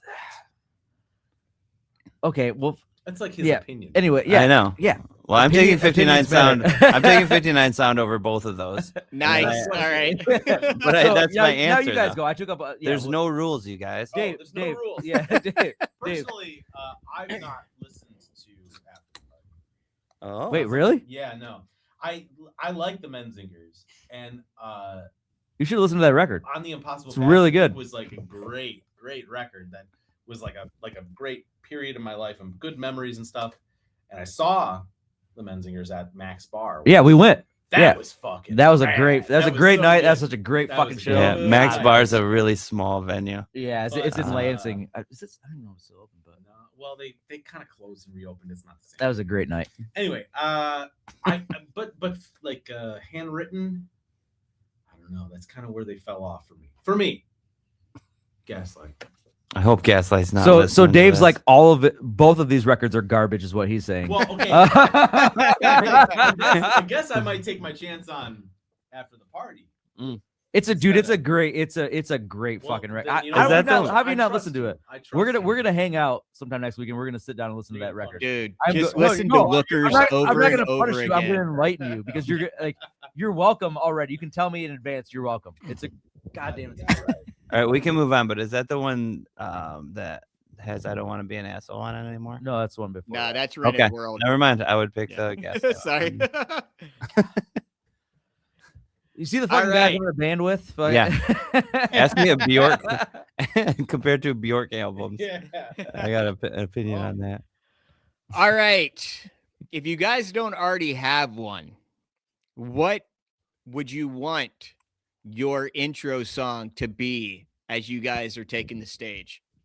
Mm. Why can't we be friends? Nice. kinda like- I feel like The somebody else Smash does Mouth that. cover? Yes. Okay. I was picturing the White Stripes. Oh no, not that one. Okay. So why can't we Be friends. Okay, that's good Why too. I feel like I've heard. I feel like friends? I've seen someone do that before. I don't know. Well, it was the walkout song to Homer when he had to fight Dredrick Tatum in The Simpsons. His Nice. walkout song was I meant a Matty band, Dave. Weaver. yeah. Damn. All right. I would do. I think the Final Countdown is the first one that came to mind. Nice. So I read something the other day that Europe, is that who wrote that? Yeah. Yeah. So they Yeah. actually wrote that, like that synth part, doo-doo-doo-doo, as a walkout song. Okay. And then that was the walkout song, and then Yeah. they were recording their next record, and they were like, "Man, we should do something with that Wow. synth line," and then that Oh my became god, like their Yeah. biggest fucking hit. Right. Yeah. So sounds like spot on. that's awesome. I always thought hearing a band come out to the Undertaker's intro was always cool, Yeah. especially I don't when remember they what had it is, but that would they would be have awesome. smoke coming out, and they had the Yeah. purple Mhm. lights going, and then they're taking the stage, and then all you hear is All right. yeah. Yeah, we'd have to just stand there and stare at the crowd as the smoke came up behind us for a little bit. Yeah. Build some Undertaker vibes. Be awesome. Yeah, Do you not know who the Undertaker is? no, You I got know that who the face? fucking Undertaker is. Okay. I'm trying to think of like what song would be. I'm at a loss here. I don't even know where to start with what a song that would be good. You don't have to answer every question. There's no. Okay, I'm not rules. answering There's the no rules. pass. There's no Right. rules. I promised someone a long time ago that He said I would Final never follow Countdown another too. rule. So we. Yeah. we All right. Question number 6. What TV show theme do you guys want Red Arrow Highway to record? Mm. You got this is like exponentially gets tougher. This is a fucking tough one. Oh, okay. Malcolm in the Middle. Oh. Mm. Who plays that song? You're Like, not the boss. well, no, of I me. know- I- think yeah, it's no. They might be giants. That might be I giant. think it is. Oh. Yeah. Nice. It is.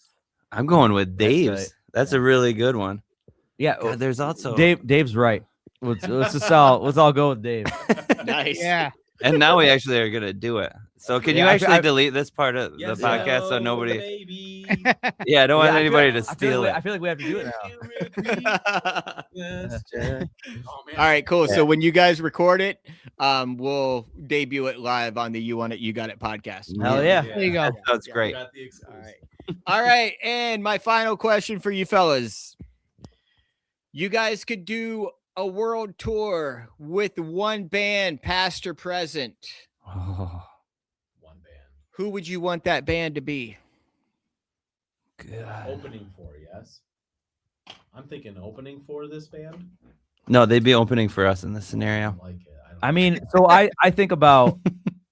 Dual headliners. How So I mean, about I don't even. Yeah, like, there you go. honestly, this seems kind of whatever. But if I think about going on tour with someone, I think about like how being like the friendship and the vibe, yeah. camaraderie. Yeah, the hang. And so I think about like our friends in Bong Mountain who aren't really playing anymore.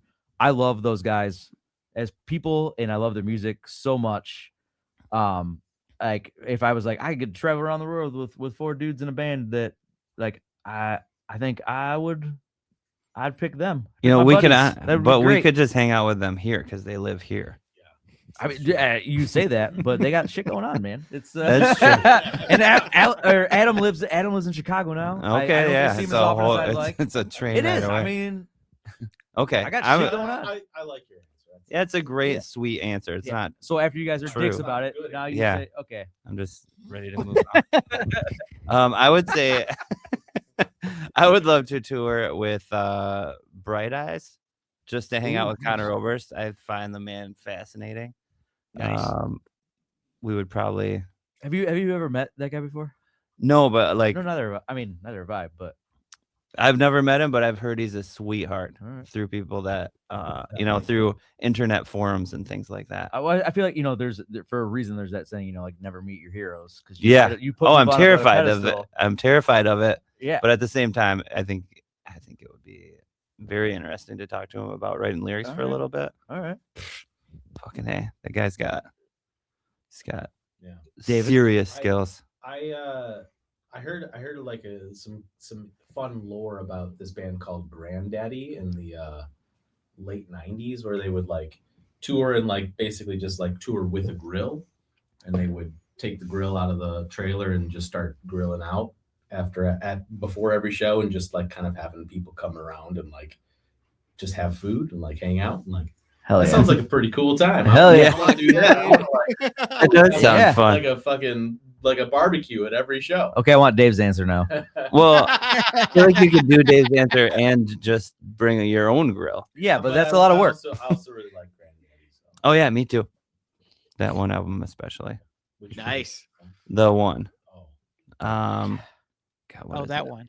I can't remember. It's the one he got. Software Slump? Yes, the one he got Okay. famous for. I Okay. was gonna hold it. I was like, everyone stare at Nate until you can think of this. Yeah. Watch my brain melt. Cool. Well, thank you, fellas. That was 7 with 7. Oh, nice. We did it. Eric We Seven. made it. I was the only pass though. Now I feel like a piece of shit. I was Yeah. the only one who had any of those questions. Would you like to go back and No, fill in nope, your nope, answers? nope, Okay. nope, nope. I'm good. I'm good. I don't want to talk about it, Dave. It's history now. Let's move on. All right. Well, I have a question, and this is going to be, it might be a long question, but it might be a short question. Which one of you would survive the longest in a zombie apocalypse? It's obviously And me. who would be the first one to go? Nate, I would be the first one to go. Nate would survive the Nate's longest. lasting long. Justin would die trying to get to my house so I could save him. Probably. No, I can build things. I have a lot of tools. Yeah. I have no skills. I'm a pacifist. I've never fucking touched a gun and I hope never to. Yeah, that would be the part I wouldn't want to kill anything. Yeah. Except I'm for a lazy, zombie, I I'm could fucking- do. Yeah, they're not really alive, right? I mean, Yeah. A zombie would be easy. yeah. Yeah. I wish you could. You know, if you could, can you technically eat a zombie? I wouldn't. If you I don't know. you that might become be a big zombie. foul.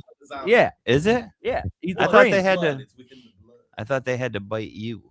No, they want to eat your brains. Well, according to the 28 days later, if you get like some blood in your eye. All right. Well, then I got to go back a little bit because I can't. I would have a hard time killing anything to survive. I don't know how to grow food. I was planning on just eating zombies the whole time. You're much more resourceful than I am. I would plan on hanging out with I Granddaddy would say and grilling slightly, zombies. Slightly more resourceful than Dave. I'm the least resourceful person. Yeah. So yeah, I think it's pretty. Okay. It would probably be me, Yeah, it would be. but I would keep all of you guys alive. Easy. Thanks, bud. How would you do that?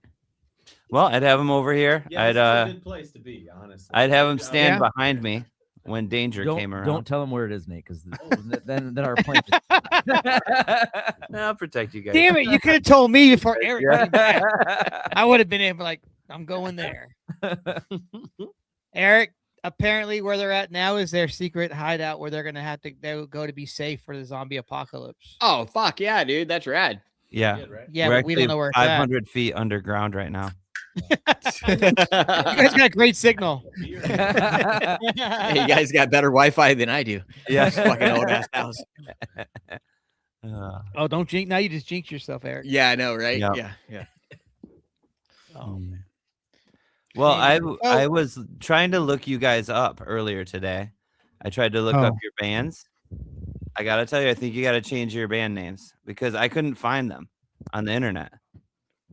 Which one? Why are you putting that on them? Well, I just Which band? Wait, which Well, band? honestly, I was gonna bring this up after we were off of this thing, but now I already Wait, started. wait. What band? Aren't you in a band named Attitude? No, What? that's me, Russ Attitude. I know, but I asked. But I was in a band. All right, Justin's gonna love this. Did you because ask Chat GPT? I did. I had it look into your Hell guys' yeah. lives, and it lied Okay. to me. Well, what about Eric? We've been arguing about fucking AI for a very long time, and I think Yeah. Wait a it's like second, the worst though. thing to happen to this world that will ever. It's going to be the downfall of society. Nate doesn't agree with me, and now I've just. Okay, we have a can point. get back to that later. Wait a But second. What what band is band- Eric in? it was something like 7. Eric Seven. No, No, it was No. like 7th something. no. Mm-mm. 7th, 11th. Eric. I can Eric look was it up. actually in a. Eric was actually in a touring band that was pretty known called the Blacklist Royals. Okay. Oh, you're in the what?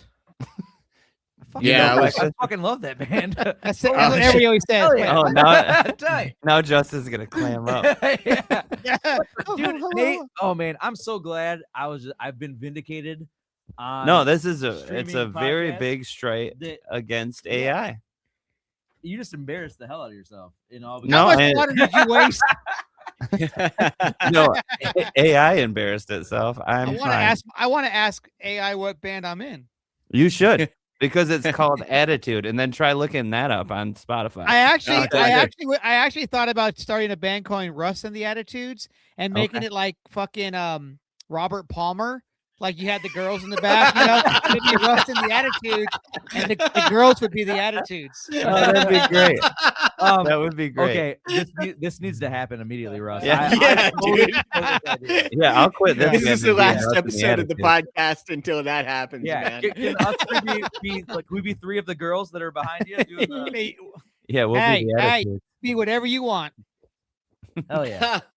All right. Well, You missed it, by the way, Dave. I'll tell you afterwards, but it was great. It was fantastic. yeah, I made an ass of myself. Oh yeah, and that now- that band was great. I love being in that band for so long. Eric as well. You know the Attitudes are great. Check them out on all streaming platforms. And 7-Elevens are great too. We call them the splits, but We I had can't that, wait that to album listen to your called Weeze actual the band. Juice. It was awesome. I can't wait Weeze to the hear Juice. how Nate hasn't slept for 3 days because he just stays up thinking about I know. this blunder. No, I've got 2 in a row now. There was the other day I forgot somebody's name, but very confidently called them the Joel. wrong name Yeah, you go. in front of a lot of people. I've been thinking about it now. It was our friends in Bike Tuff who we've played with this band and our previous band and played with a bunch of times. I know. And Nate walked up to Joel and was like, "Hello, fellow Nathan." I thought his name was we're, Nathan. like, My looking name's around. Nate. And that's a different guy. That's a Fucking different guy. Nathan Mason. He was like standing over there, and Joel's like, "What the fuck are you talking about?" He's like, Yeah. I know. It was "Who are you very. talking to?" Hello, fellow. Yeah. That's why you're always like, "What's It up, was cool so guy?" good. It was so good. What's It up, was so man? good. The We all- amount of confidence I had too. Yeah, Oh, we made fun of hate him it. so badly for like I the know. rest of that night. I really didn't Whammy. sleep. Yeah. Yeah, to be 100% transparent, I forgot about it until you just brought it back up. that Keep that going. is the worst. Oh, fellow Nathan. I've done that shit before. I walk up to somebody and I'll be like, "What's going on?" I'll start talking to them and they'll be like, "Who the fuck are you?" And I'm like, "Oh, you are not. Never mind. Yo, My bad. sorry. Sorry." And then they're like, they're all pissy. I'm like, "Hey man, it's a mistake. We at the bar. It happened." You know? Quit making this weird. What the fuck? They're mad that you don't know who they are. Yeah. What do you mean you don't know who I am? And that's the first time you met Jay Weinberg. No, I'm kidding. Yeah, I guess I could run into him. He does live in the area. Yeah. I want to run into Steve-O because Steve-O's always in, because Steve-O lives outside of Nashville now, and I want to run into him Oh. somewhere. Apparently, he's at Walmart all the time buying fucking bananas. That tracks. so- That tracks. Yep. I feel like he is straight edge now to go back to your. Yeah, earlier and he has a question. big dick on his face. Yeah. Well, I mean, is it so if you're and I'm by no means judging it either way, but if you're in recovery, would you still consider that straight edge? Yeah. You're just not doing nothing. I think Yeah. straight edge is like from the womb. You're like Yeah. not touching any type of substance. And like Oh. everyone I knew who was straight edge, it's like 99% of them. yeah, have broken edge. Yeah, like in Yeah. Let's be just be real for a second. Like Well, then I guess I'm California straight edge. yeah, there you go. There you go. California sober, California. Yeah, that's Or Buffalo you're just a- sober. California straight edge on Monday. Just Mondays. There you go. Yeah. Yeah, that whole concept always is because it's like who gives like just do what you want to do. Like and why do you need to fall into a label of that? Just be like, yeah, man, I don't want to drink, I don't want to do that. Like, It's that's it's cool. a subculture I think that none of us really understand. But yeah, No, And and I it'd be only think Ian Mackay, who started the whole thing, I don't think it's not like the song Straight Edge that Minor Threat wrote. He's like, what Straight Edge is now is nothing what he. You're that's not right, what he- yeah. Yeah, it got out of his. What he wanted, control. yeah. Yeah. I feel like it. I think I remember folks like going as like hard as like, oh, if you're edge, you can't drink coffee. Yeah. Because caffeine is a drug. You can't kiss Oh. people you're not married to. Or What do about it, like, you know, like, secondhand smoke? oh, then yeah. Yeah. You're not edge. It just seems like another way to like to compartmentalize and divide people when it's just like, man, everyone should just be able to do what they, as long as you're not hurting anybody else, just do your thing. And so it's like, why do you need to put your thing into a bucket and then somebody else's is just like these? Well, we're people all like just fucking putting people in buckets, boxes. Nobody puts baby in buckets. Nobody It's puts like baby in a tequila, bucket. man. You know, they're not here to start no trouble. They're just here to have a good time. That's right.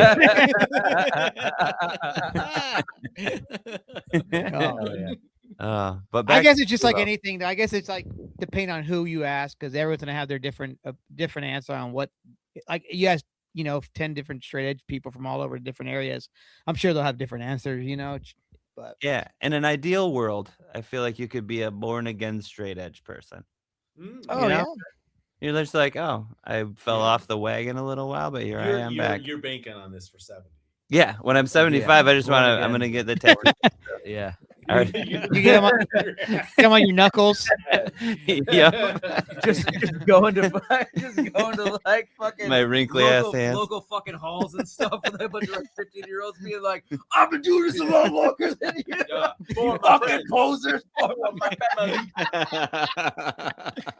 Oh, That's Hell right. yeah. It's absolutely. you gotta pull your skin open just so you can read the tattoo. Be like, "Look, exactly.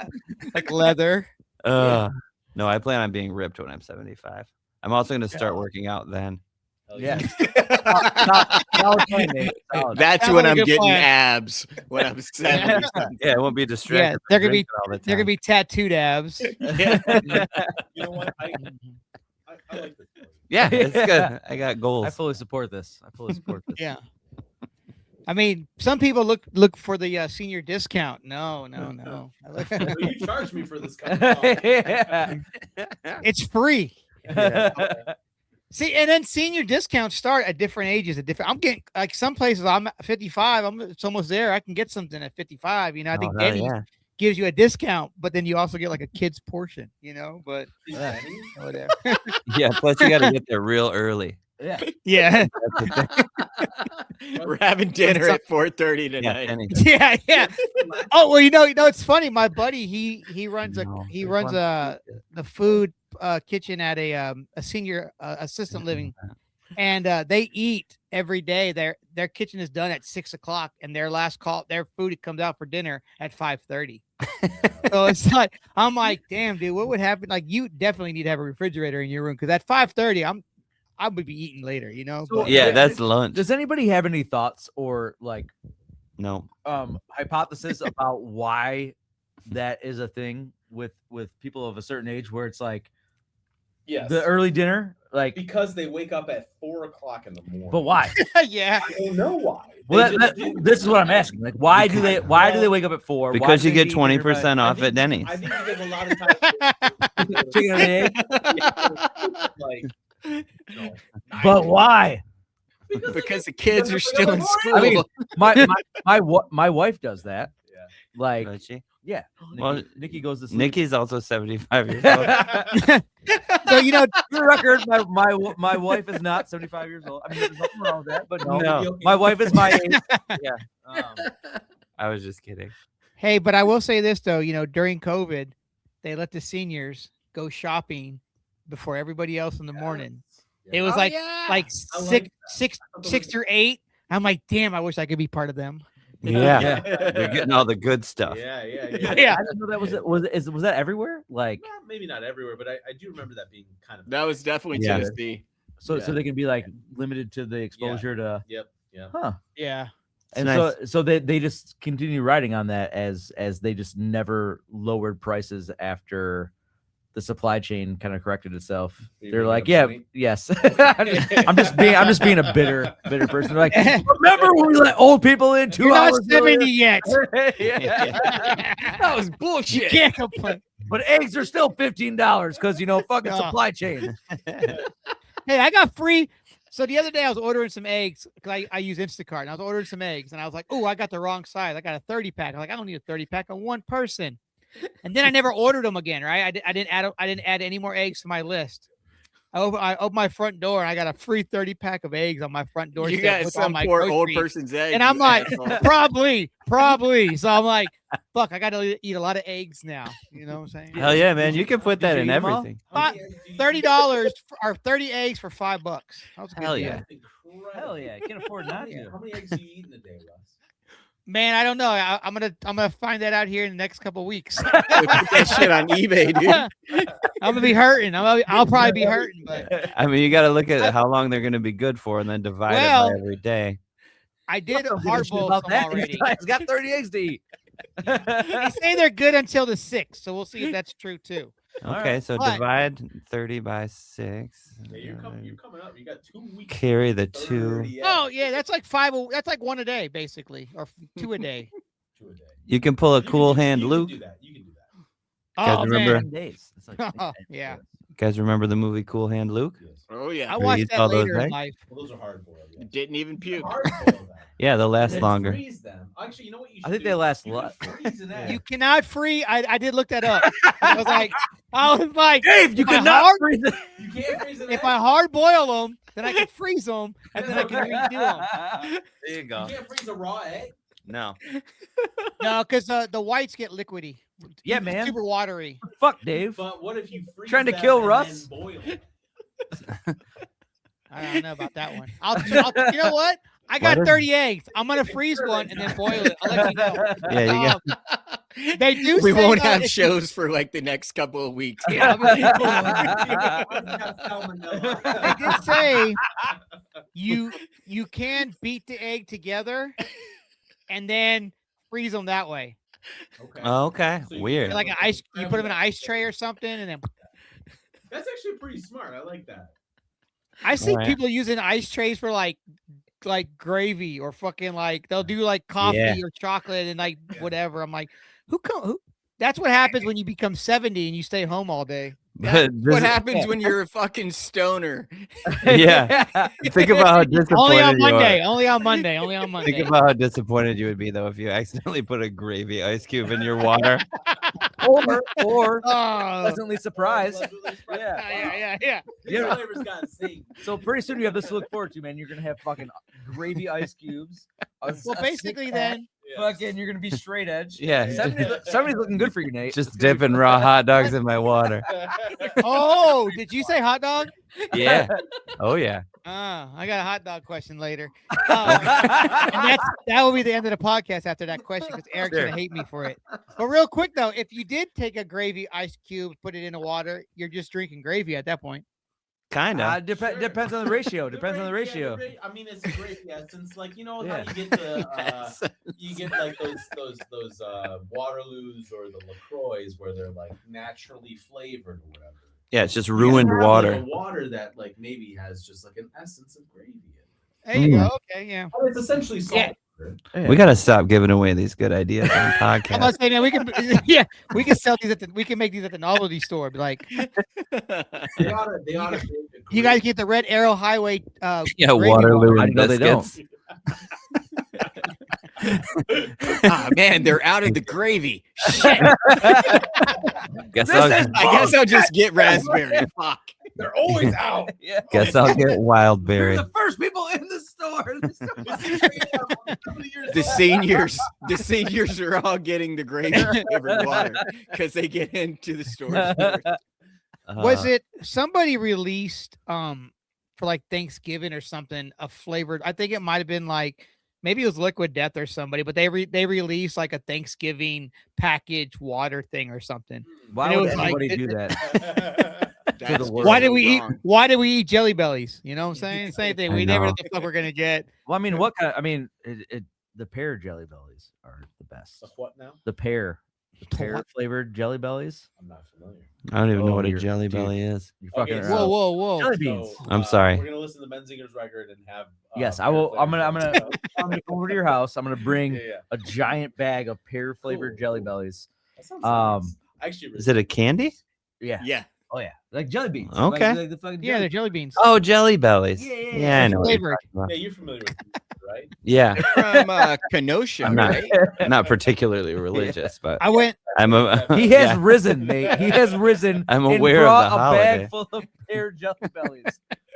The best part about Repent. going to the Jelly Belly factory is they sell the discount defected Ooh, jelly beans for like hella cheap, and yeah. like you'll get like a jelly bean that will be like 2 stuck together, and there'll be like, you know, a bag full of those, and it'll be like $5 for like 10 pounds. I don't believe that's the right amount, but I'm just saying Yeah. it's cheap, and it's like then they Who got the cares if flavors they're that were stuck like, together.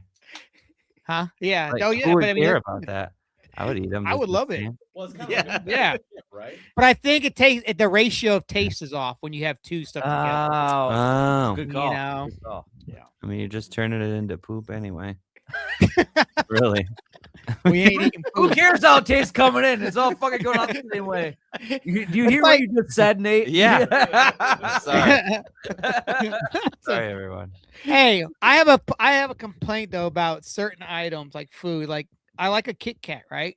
But I don't like a Big Cat because the ratio is off. It's too It doesn't much. taste the same. Yeah. It's too Yeah. big. Yep. And it's just like there's certain candies like that. It's like the Reese's peanut butter are like when they do the holiday ones with like a chocolate bunny or a Christmas tree. No, those don't taste right. You got to Yes, have they the do. same. You're full of shit. I have No, a hot Don't mess you know- with peanut butter and chocolate, man. It's all good. No, yeah, you are right on that. But I have a hot take about candy in general. Oh, Not just candy, just but especially Nestle candies chocolate. and chocolates. Yeah. I think they are degrading their ingredients. Yep. 100%. Yep. Shrinkflation Yep. Yeah. is real. oh yeah, I don't think it tastes good anymore at all. I don't even like little Kit Kats, let alone this big cat you're talking about. I'm done with them. Nestle- I'm done with I don't them. think it's a hot take. I think you're I just think saying what we Nestle- all think. Nestle is a Well, potato. I thought it Yeah. was a hot take. I didn't. Object- All right, it's I mean, maybe you a know what? warm. Food in general. I mean, like, you know, as people start using fucking high fructose corn syrup versus sugar and like Yeah. degrading those ratios. Okay, so- everything's gotten This is worse. a food science podcast now. Yeah. So it was a lukewarm take. yeah. Nah. Yeah. well, I'm trying to be edgy, Nate. We all agree with you. Sorry. Okay. Do you guys want to talk about music anymore? what's music? What is this music that you're talking about? I will say this though, I am disappointed when you buy a bag of chips and you get fucking a fourth of it of chips and 3/4 of air. Yeah, Yeah. man. Bullshit. They claim That's it. why you buy. That's why you get buy one get one because you're still getting the same amount of fucking chips for the one same Mhm. price. They claim it's like protecting the chips, having all that air in there, but they don't No. need that much. It's protected by No. fucking margins. There you go. Oh, Just, margin. just like AI, Nate. They Oh. don't see the guys that are stacking the shelves either. I want to hear. I got to hear this when we get off too about what we found out earlier that when he was gone. So, but anyway, well, fuck. What time is it here? Holy shit, we've been doing this Did for we an hour ask? and 40 minutes. Did we Yeah. ask the questions from You our guys are last? funny. No, we're gonna get there. All We're right. gonna get there. But before we get there, now let's go ahead and do them first. So go ahead and All go. right. So we asked every guest 2 questions to ask the guest for the next episode. Oh wow. And Oh. this is from Christopher from the band Hedge, which so he asked you guys 2 questions, and these are the questions. Am I asking? I didn't write them down. Okay. Turns out you are, Eric. All right. So you can be. Oh, I do have Oh. one. I do remember one question. So go ahead. All right. You can live your life as one vegetable. What vegetable is it? What? An old why? person. Why the fuck would one vegetable be better than another one? I have like a really inappropriate answer. Oh God, don't. This is being recorded, Nate. I know. Carrot. A carrot could go in good places That's right. Oh. Yeah. or bad places. Okay. I'm sorry, Hedge. This is a dumb fucking question. It what? is. What is it? What is it? Okay, you disagree? It's Okay. got an I'm answer. Let it. monitoring this Okay. very Okay. intently. Well, I don't have an answer yet. I'm still thinking. But Okay, but- I'll go fill ahead it. and tell So, them why no, you think it's a stupid. Well, question. like, what would be the criteria for being one vegetable versus another? Like, Yeah, no, yeah. like, Why longer- would you be longer that li- vegetable? Like longer life. There's no like how Yes, you there is. how do you like if they Yeah, have a longer one, like one vegetable takes a longer period of time to grow to its full maturity to be harvested. but you're just sitting there not doing shit. Why would that be more pleasant than like just having it be over and then you get picked? Well, I and guess then you're eating? you are a vegetable, right? I mean, maybe it's where you grow. What climate do you grow in? So maybe one climate is more is better than another. But it all depends on what's important to you, right? I want to be a lime. Are there certain vegetables like where you're going to pieces of you going to create like spore out and like become like the next generation where maybe like parts of you live on? Oh, okay. This is Vegetable. going- I will say, cilantro. Ah, Is that a No, vegetable? I'm sorry. Parsley. Well, it's like an herb, right? Is an herb a vegetable? Is an herb a vegetable? I would Is an say herb so. a Are vegetable? they yeah, we're gonna separated? say so. Yeah, it's our show. What? I think so. The only What- reason I say parsley. What kind of parsley? There's different uh, variations. Flat Italian parsley.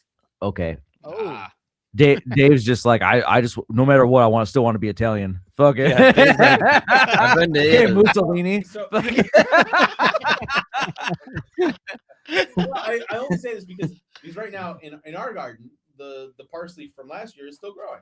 It's still alive. And you just want to Okay. be alive forever. Through the So entire that winter, that makes it's sense. still you're alive. gonna live forever. That's Mhm. right. nice. Yeah, parsley.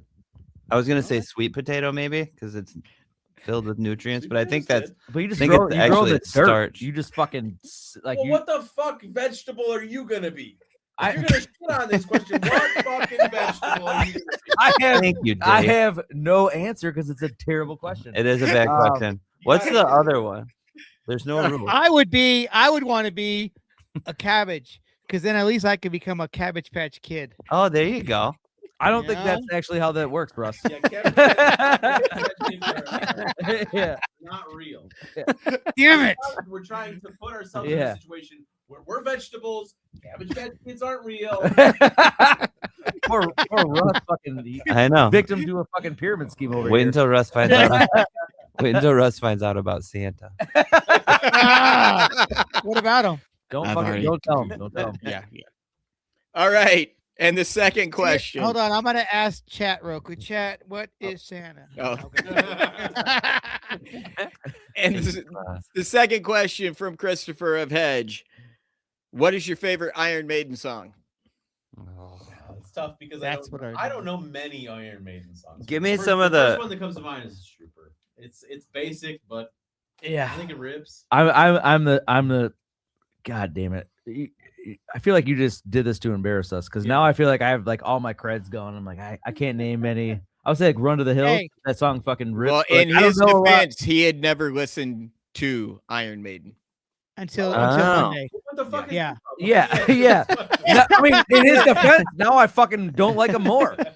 What kind of vegetable do you want to be? Yeah. Yeah. It's very clear. But He we was- did he did was- turn him into a trooper though. We turned him into a trooper. He is now a fan of Iron Maiden.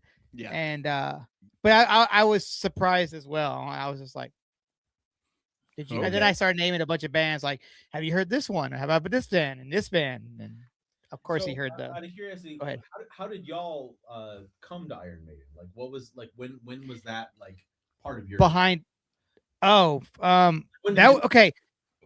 That's one of the okay. So when I moved to Germany, I was this was like in the late '80s. I was listening to hip hops back then, like LL Cool J and Run DMC and that I like- kind of shit. I like how Right? Russ thinks we're asking him what Eric has all of the Iron Maiden behind him. No, I'm- No.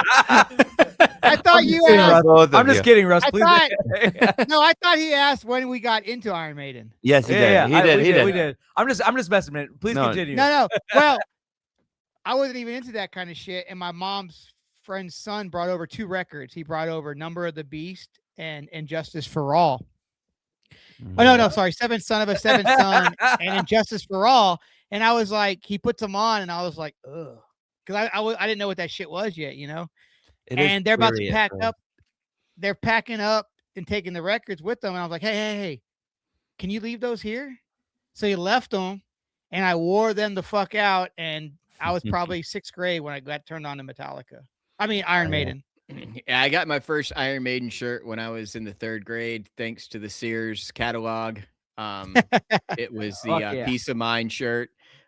You could, we were living over in Germany at the time. I've got a brother that's 5 years older than me. So, yeah, he got the same shirt just in his size and I got mine, but there were like 4 metal shirts that you could order from the Sears catalog. And it was, Iron Maiden and Ozzy, which we both got.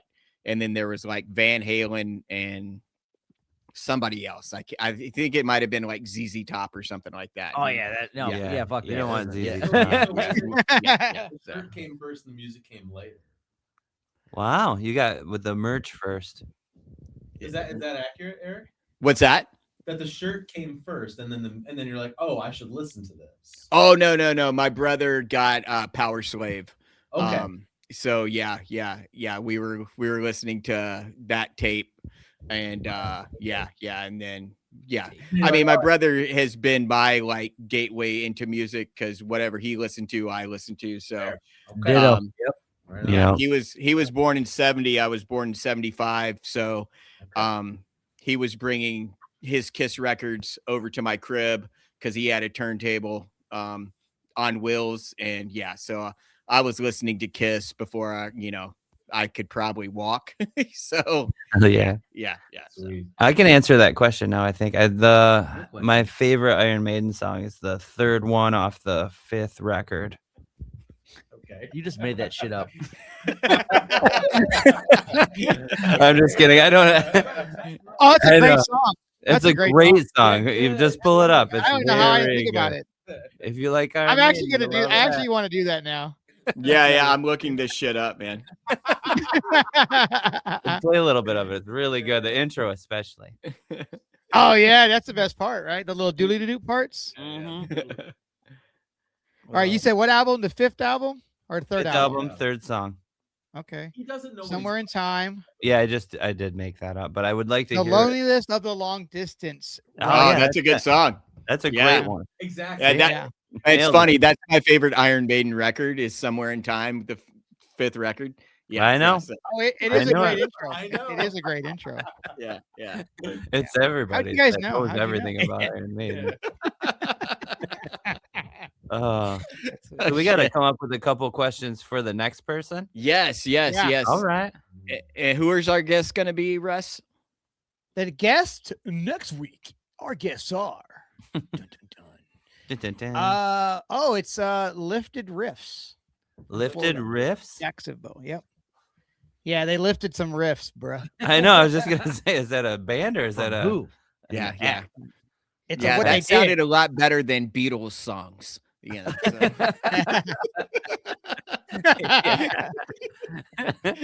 Regurgitated Beatles songs. Okay, so we got to come up with a couple questions. We'll leave that to Justin. No, actually, I feel like Dave is gonna come up with the best. If I had to think of someone to come up with the best Do question, we have to do that now, or are we just gonna email you later? You can email us. Yeah. Yeah. But part of this is part of the show. Yeah, you want questions on that. Yeah. So, Oh. and I believe in this band, Lifted Riffs, you'll get the name right. I always get the name wrong, Eric. But who is the other dude in LTJ that records? Roger. Oh. Okay. less than Jake. So Yeah. So he recorded their music. this Roger band. recorded Lifted Riffs. Okay, cool. Yeah. Yeah. Oh, At tight. Moat House in Gainesville. Nice. Well, now I Yeah. want to listen to this. I know. Okay, I guess my first question would be Don't do a vegetable based approximate one. age and how old these folks are. I think they're in their early 20s. Oh shit. I Okay. was gonna say WCW or WWF. They probably won't know what those are, will they? Ask him what it's like not having tennis elbow. Ah, Oh, okay. so how long you been playing tennis for? I don't play tennis, but I play I know. guitar. And it's ruined me. Yeah. Oh wow. Okay, so they're in they're young. They're young bucks. Yeah. Mhm. They're young bucks.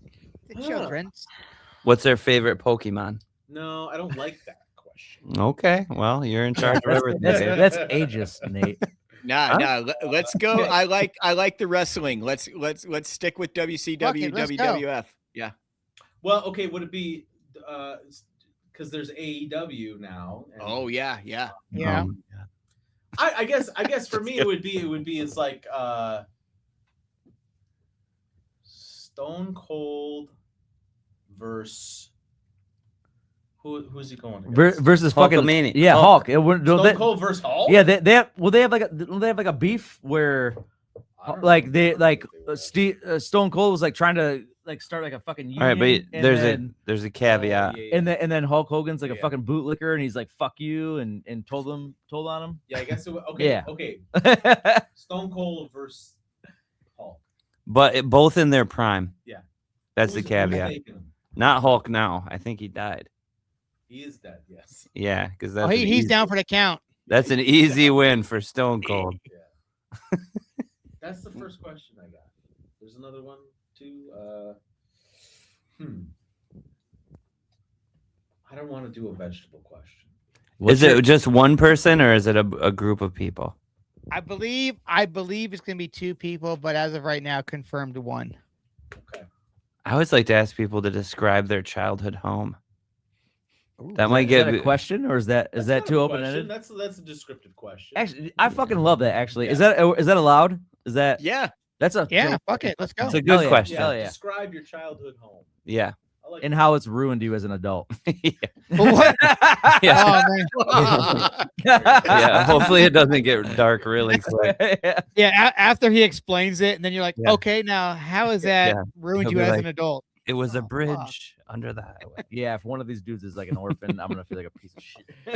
There's somebody living in the attic. Yeah. Fucking Steve would not. That was a callback.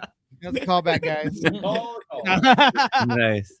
Actually, Steve just left. He just, Be cool talking if you about both Hulk with Hogan, he Steve-O. just popped up on my screen. Fuck Hogan. Oh. It was the I gotta paint my beard on Hogan because he was Ah. NWO Hogan. Yeah. So- So Russ is a bootlicker. I get it.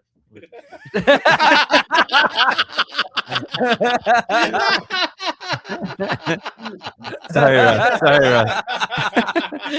Put hot sauce on it. Oh. That's all I have playing is just fucking videos of Hulk Hogan over and over. Nice. And Kid Rock and Kid Rock. Kid Rock. Yeah. His Love walk-up music is "I Am a Real American." Yeah. I am a real sorry. Anywho. So okay, so that was question 1 and question 2. All right. Yeah. Nice. Describe your childhood home. Yeah, that's a good one, Nate. Thank you. I'm very interested to see what these responses are like. I know. Apologies in advance if any of them cry because of Nate's fucking question. Rock. Yeah, it just opens them up a little bit. Well, we started doing a post where we started this last week and then continued on now, but it's a question of the day that we'll post up online and just have people answer it. And today's question was, what's a song you wish you would have wrote? Mm. Final countdown. I mean, I like God, there's so many. there are so many like amazing songs that I do think about. As like, man, I wish I could have been inspired enough to be able to create something like this that has had this much impact on other people. So I've definitely had that thought before, but if I didn't write it from me, I feel like I don't know. I don't have any desire to do that. Like if it didn't come from me to say like I wish I wrote this song that someone else brought from their fucking whatever they had inside them to come out. Maybe change it from "wish you I wrote it" don't to know. "glad they I have wrote no it." I have no desire to do that. I mean, it's just like then I don't want to be somebody else. I mean, if yeah, it's like that. But fucking- also too, though, if you wrote, Sorry, man. That's a cop out. say you wrote Broham by Pennywise, right? Say you wrote Broham by Pennywise, Yeah. but it might not have got the same impact as what Pennywise has brought it to. You know what I'm saying? Because it may not have been a great song if you wrote it.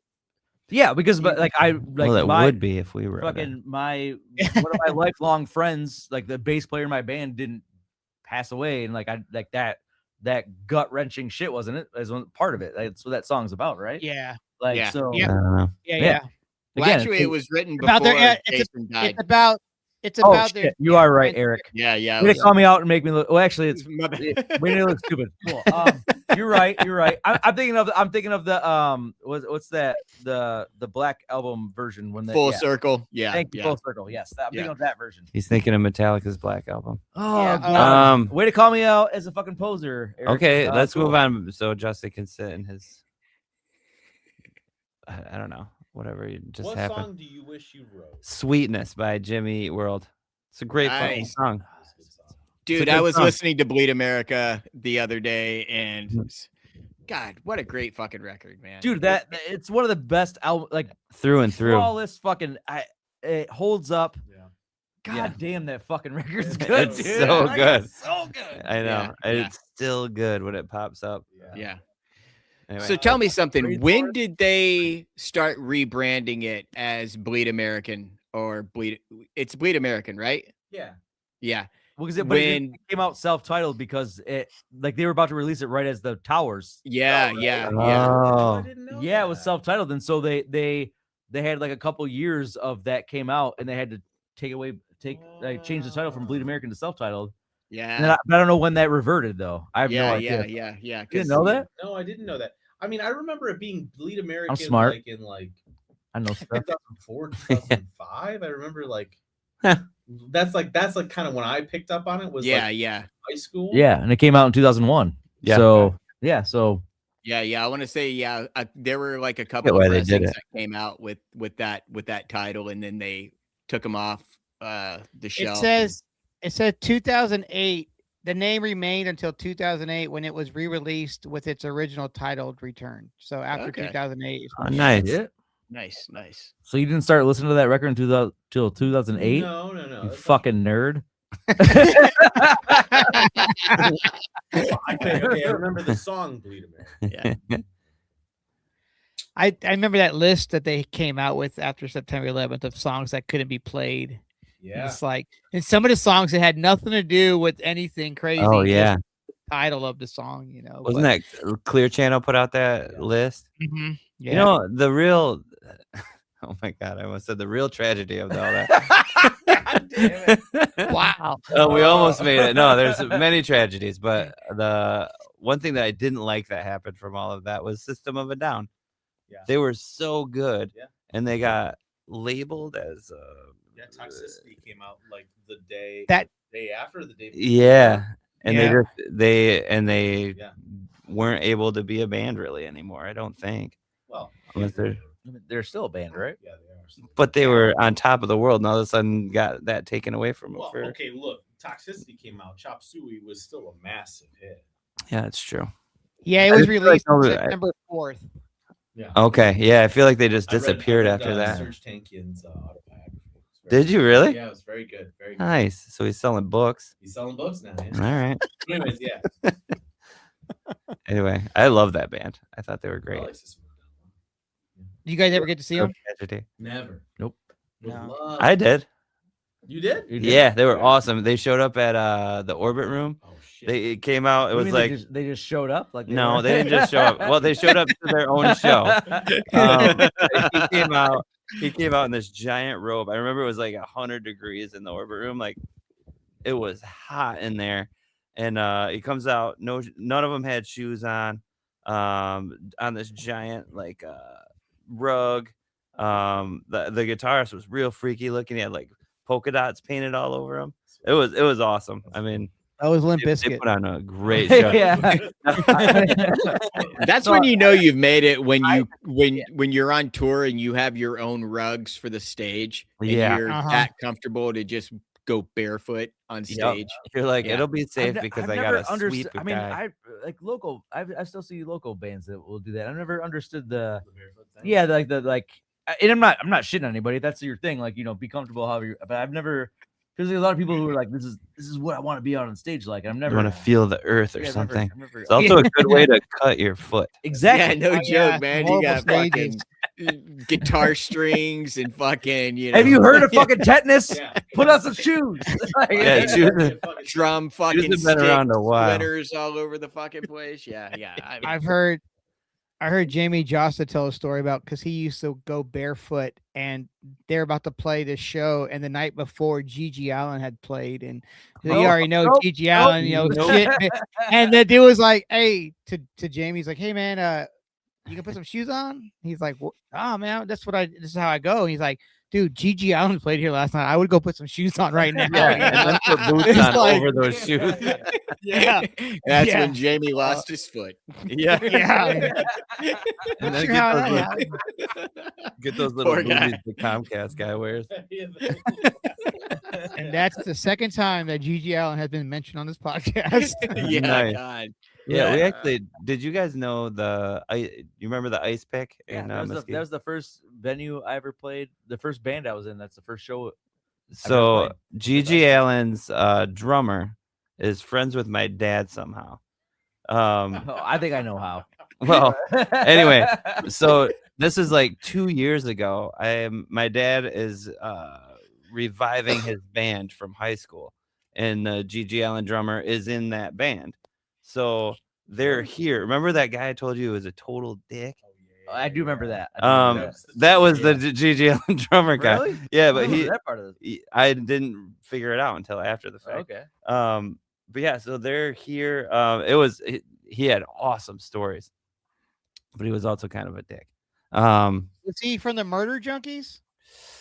I don't know. He just said he performed with Gigi Allen a lot and went on tour with them, and then never talked to him again after that because he was so impossible. I'm sorry, I completely forgot about the dude from the Ice Pick. we talked the guy who owned the ice pick, Mark, right? Mark. Yeah. I'm sorry. Which do I you guys couldn't know remember. what the ice pick is? It's No, a A very small club in Muskegon. You no, don't but know it's that? like very, it's very no, dude, it's like very famous. Like people talk about there, Oh, okay. like about like larger bands. I think it was around like since like the 70s, and it was just this shithole.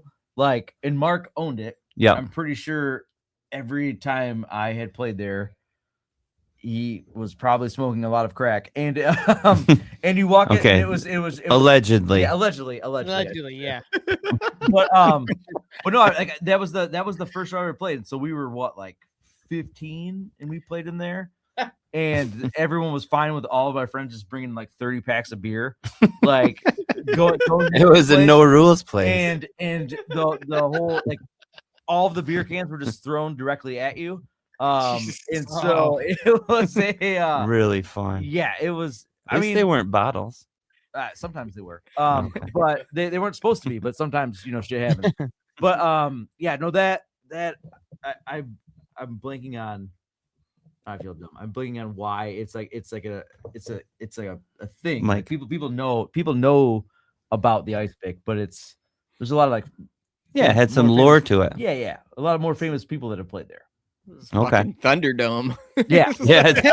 It sounds crazy. It sounds like I never got to go in there, but it sounds like the Blues Brothers when they're getting all Yeah, that no beer shit. thrown at 'em. It's got chicken wire in front of the stage. Pretty fucking much, dude. Pretty much every square inch of the inside, it was all wood. Every square inch was fucking spray painted on. I don't even think there were urinals. It was just like fucking like an open, like a hole. Yeah, pretty much. Yeah. And Mark and yeah. That's fun. Anyway, I'm sorry to go on that tangent, but No, right. it was interesting. I felt like I got to meet a legend. I didn't realize it at the time, he got to hang out with Gigi. but yeah. I can't. Yeah, I forgot Well- you did that. Well, gentlemen, we can keep going and going like the Energizer Bunny, but I think we might have to start to wrap this bad boy up. Let's do it. All right. Fine. Tell everybody that's made it this far who hasn't left us where they can find you guys online. Well, we have an Instagram.com account. What is that? It's Business book face. Instagram.com/Red Arrow Highway. MI is in the abbreviation for Michigan. Red Arrow Highway, MI. M-I. Hey. We have a Bandcamp. Just go to bandcamp.com and search Red Arrow Highway. There's 2 Red Arrow Highways. One of them's not us, One of them is not us. but the really both good of one them- is us. One is a fellow from Ann Arbor. One is us. So look for us. Yeah. So Yeah. is your page on the self-aware or aware page? Yeah. Yes. Yeah, we're Yeah. with Josh and I'm sorry, what's his I can't remember. Sarah. Josh and Sarah from Self-Aware Records. We're on that their label there. They've been very nice to us and been very helpful and getting our music out to everybody and like kind of helping us. And also shout out to Kevin from Part Time PR. He's probably listening. Yes. Maybe not. Yeah. Maybe not. I bet he's listening right now. Kevin's been instrumental in kind of getting a lot of these things together. So we thank Kevin for that. Kevin's right behind you. Yeah. I think Kevin's the only reason why we're on this podcast. He Yeah. probably bothered you guys and said, "Hey, look, like, Yeah. you know this shitty band, like you should It's talk funny, to these guys." Which we really appreciate. Kevin actually got us Hedge. Kevin Oh, got us. nice. He works with Hedge. The vegetable question. He works with them, and then of course, he got me, you guys as well, because I had mentioned it to him, and he was like, "Are you interested in any of these bands?" And I was like, "Oh yeah," because I found you guys online. Obviously, people posting. Last month, I guess you had a single out, so I started listening to the older stuff, and I was like, I liked it. And then Kevin hit me up. He's like, "You interested in talking to these dudes?" I was like, "Fuck yeah!" So, Oh man, Oh, yeah. thank you. That means a lot. Yeah. Yeah. is that what you wanted me to say? Okay. Yeah. All right. Yeah, you can put That's the what he gun wanted down, me to say. Kevin. no, I'm fucking with you guys. But anyway, well, Check that one off. yeah. No, this has been cool. Like I said, we don't talk about nothing but what we just talked about. We just have fun. You like to enjoy Love it, it. and do whatever. You guys have been a pleasure. And Yeah, it's a great conversation, man. I really enjoyed just shooting the shit with you guys. Yeah, for sure. that's all And we like to do, man. congratulations on the new record. It fucking Yes, slays. it's great. And And Thank you. it sucks you in right off the bat. yeah, Like it sucks you in right off the bat. You're like, oh fuck, they ain't fucking around. And All then right. 30 So, minutes yeah. later, you're like, fuck, it's over. Well, you just got to put it back on. Yeah. That's what I did. Because I have it, if most of your media players, you can just start the album over after it's over, and that's what I do, Mm-hmm. yeah. So yeah. when that Malcolm in the Middle theme song comes out, let us know. Hell yeah. Yep. And Honestly, we've been looking for an idea. There you go. Yeah, there we go. You guys will have the exclusive. We'll Yeah. put this out. nice. Yeah, we'll We'll even perform do it it right live. next year. Yep. Awesome. We'll do it live. There you So go. I haven't ended. I started ending this podcast. I retired this question, by the way, for maybe 3 episodes, and then Eric was really excited that I'd not ask the question anymore, and he's gonna be upset now. I'm probably gonna get a big old Look at him. He already looked upset. no, yeah. And then again, god damn it, we talked about this. I will ask this question, and then I will end the podcast after the answer. Sure. And is a hot dog a sandwich? No. No, it's its own thing. That is the correct answer. Thank you. Nailed Good it. Thank you, gents. Later. Great to meet you guys. Thank you so much. Yeah. Thank you. And it's another outro with I don't fucking know. What's up, dude? That was good. That was a great episode, as always. Yeah, not taking anything, is like talking bad about Edge or anything like that. But question number 3 was, did you ever consider being straight edge? And Yeah. I did. Did you? 'Cause, I mean, I was somewhat of a Boy Scout growing up. I really didn't drink or smoke or anything like that. And especially like when I found out like what straight edge was, after I saw, I think it was Civ for the first time, or no. Yeah, it was in around that time. And I hadn't turned 21 yet. And I was like, all right, I'm going to think about this, if I go out drinking and I'm 21 and I enjoy it, I won't do it. But if I Mhm. don't like it, yeah, maybe I'll be straight edge. And that's how I made my decision. So turning 21. And yeah. I never thought about it. I don't know why. I guess it just wasn't anything I just was on my radar to do, Yeah. And and obviously, and this is real. only thing I knew about straight edge really was minus the song was that's really just about all I knew. I knew there was people that were drug free and but I didn't know it was called straight edge at that time. Yeah. And it was, and I'm not ashamed to say it, but it was like wait until after I was 18 till I, realized what straight edge actually was as out in society more than just a song. Yeah. And then, of course, like, especially like maybe after I turned 21 and everything like that, you heard about like all of these like militant straight edge kids that were like running around and like grabbing people's smokes and like knocking a cigarette out of somebody's mouth and then taking their cigarettes and, crumbling them up and just being complete a-holes. And that was like, I'm not going to be a part of that party, like, yeah, that's not cool, man. Yeah, no, but yeah, no, I mean, and yeah, we weren't talking shit about anybody because I mean, I have lots of straight edge friends, and I have a lot of me friends too. that, and I, because we all have our own decisions. I mean, I decided to quit drinking 3 years ago, so there's that, and I'm not, but I am, what do we call it? California sober. So that's California sober, man. Yeah, I'm Buffalo sober.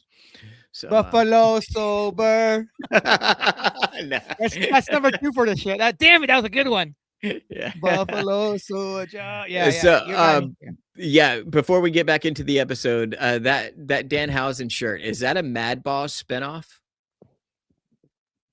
That's amazing. It's very nice, very evil. So, yeah, you are cursed. Yeah. That's very good. Very good. Yeah, very good. All right, last what's it? The other with the last week on Raw where so a lot of the Danhausen stuff, you see some of it on Raw, but since I have a VPN and I say like I'm in Canada or whatever, I get to see what goes on during commercial break. Oh, nice. So there's a lot of Danhausen footage too that gets shown during the commercial breaks. Like when you so there's all kinds of other stuff too. I was like, oh fuck, but yeah. So I don't know what was seen and what was not seen, so I don't want to say it. So anywho, but yes, it is a Madball rip. And got this off of ProWrestlingT.com, and they do not have any more Danhausen attire on there because he is under contract from the WWE's. Yeah, well, good for him, man. I hope he makes lots of money and they treat him well. Lots of monies. Lots of the monies. WWE housing. Okay, yes, so anyway, back to the episode. That was fun. Those guys are cool as shit. Yeah. From right off the rip, we were just like, and I was like, fuck, I need to record. Like we should have just started from the beginning, but we didn't. Right. Yeah. So Grand Rapids. I think on the map they're like maybe like right here. I don't know. Yes. No, that's your hand. That's like are you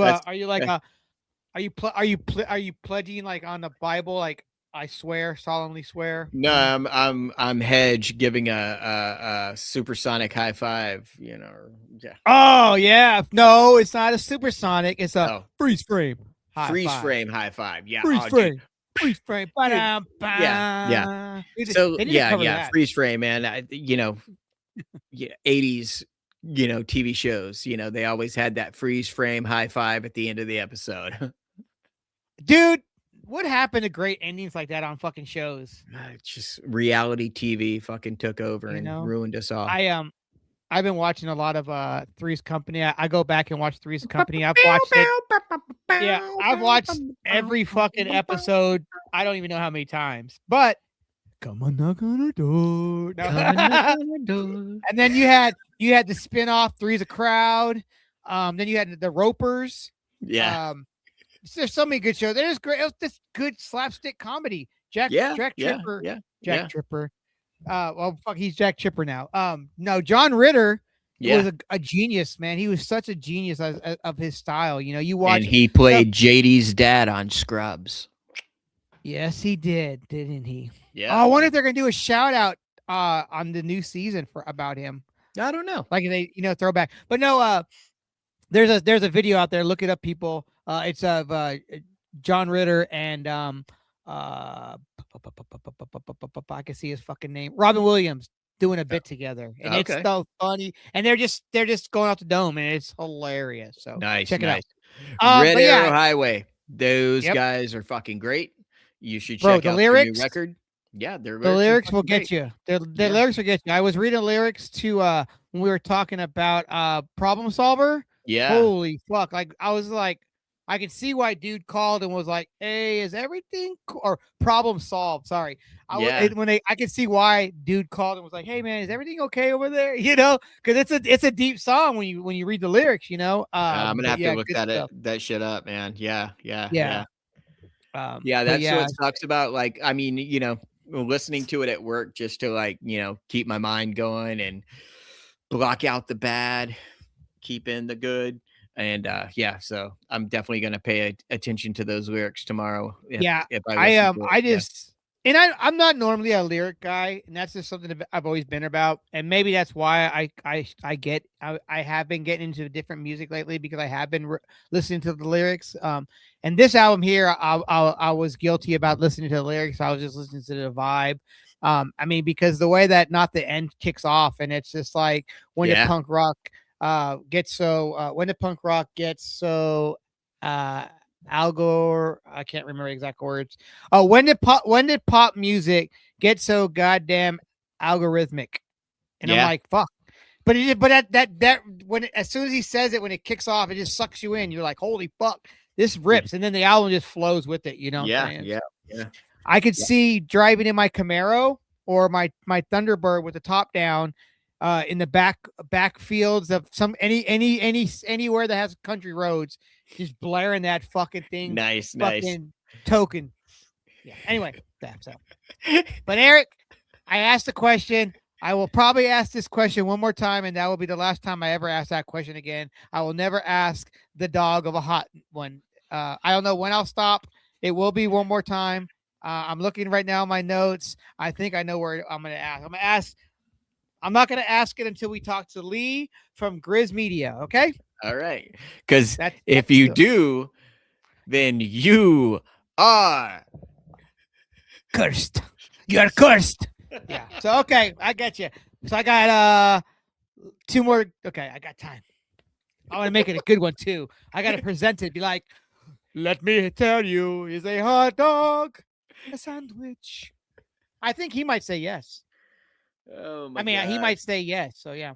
Yeah. Anyway, till oh yeah, this was just so everybody knows. I know probably no one's listening this far, but this podcast is 2 years old now. We are now starting our 3rd year of this bad boy.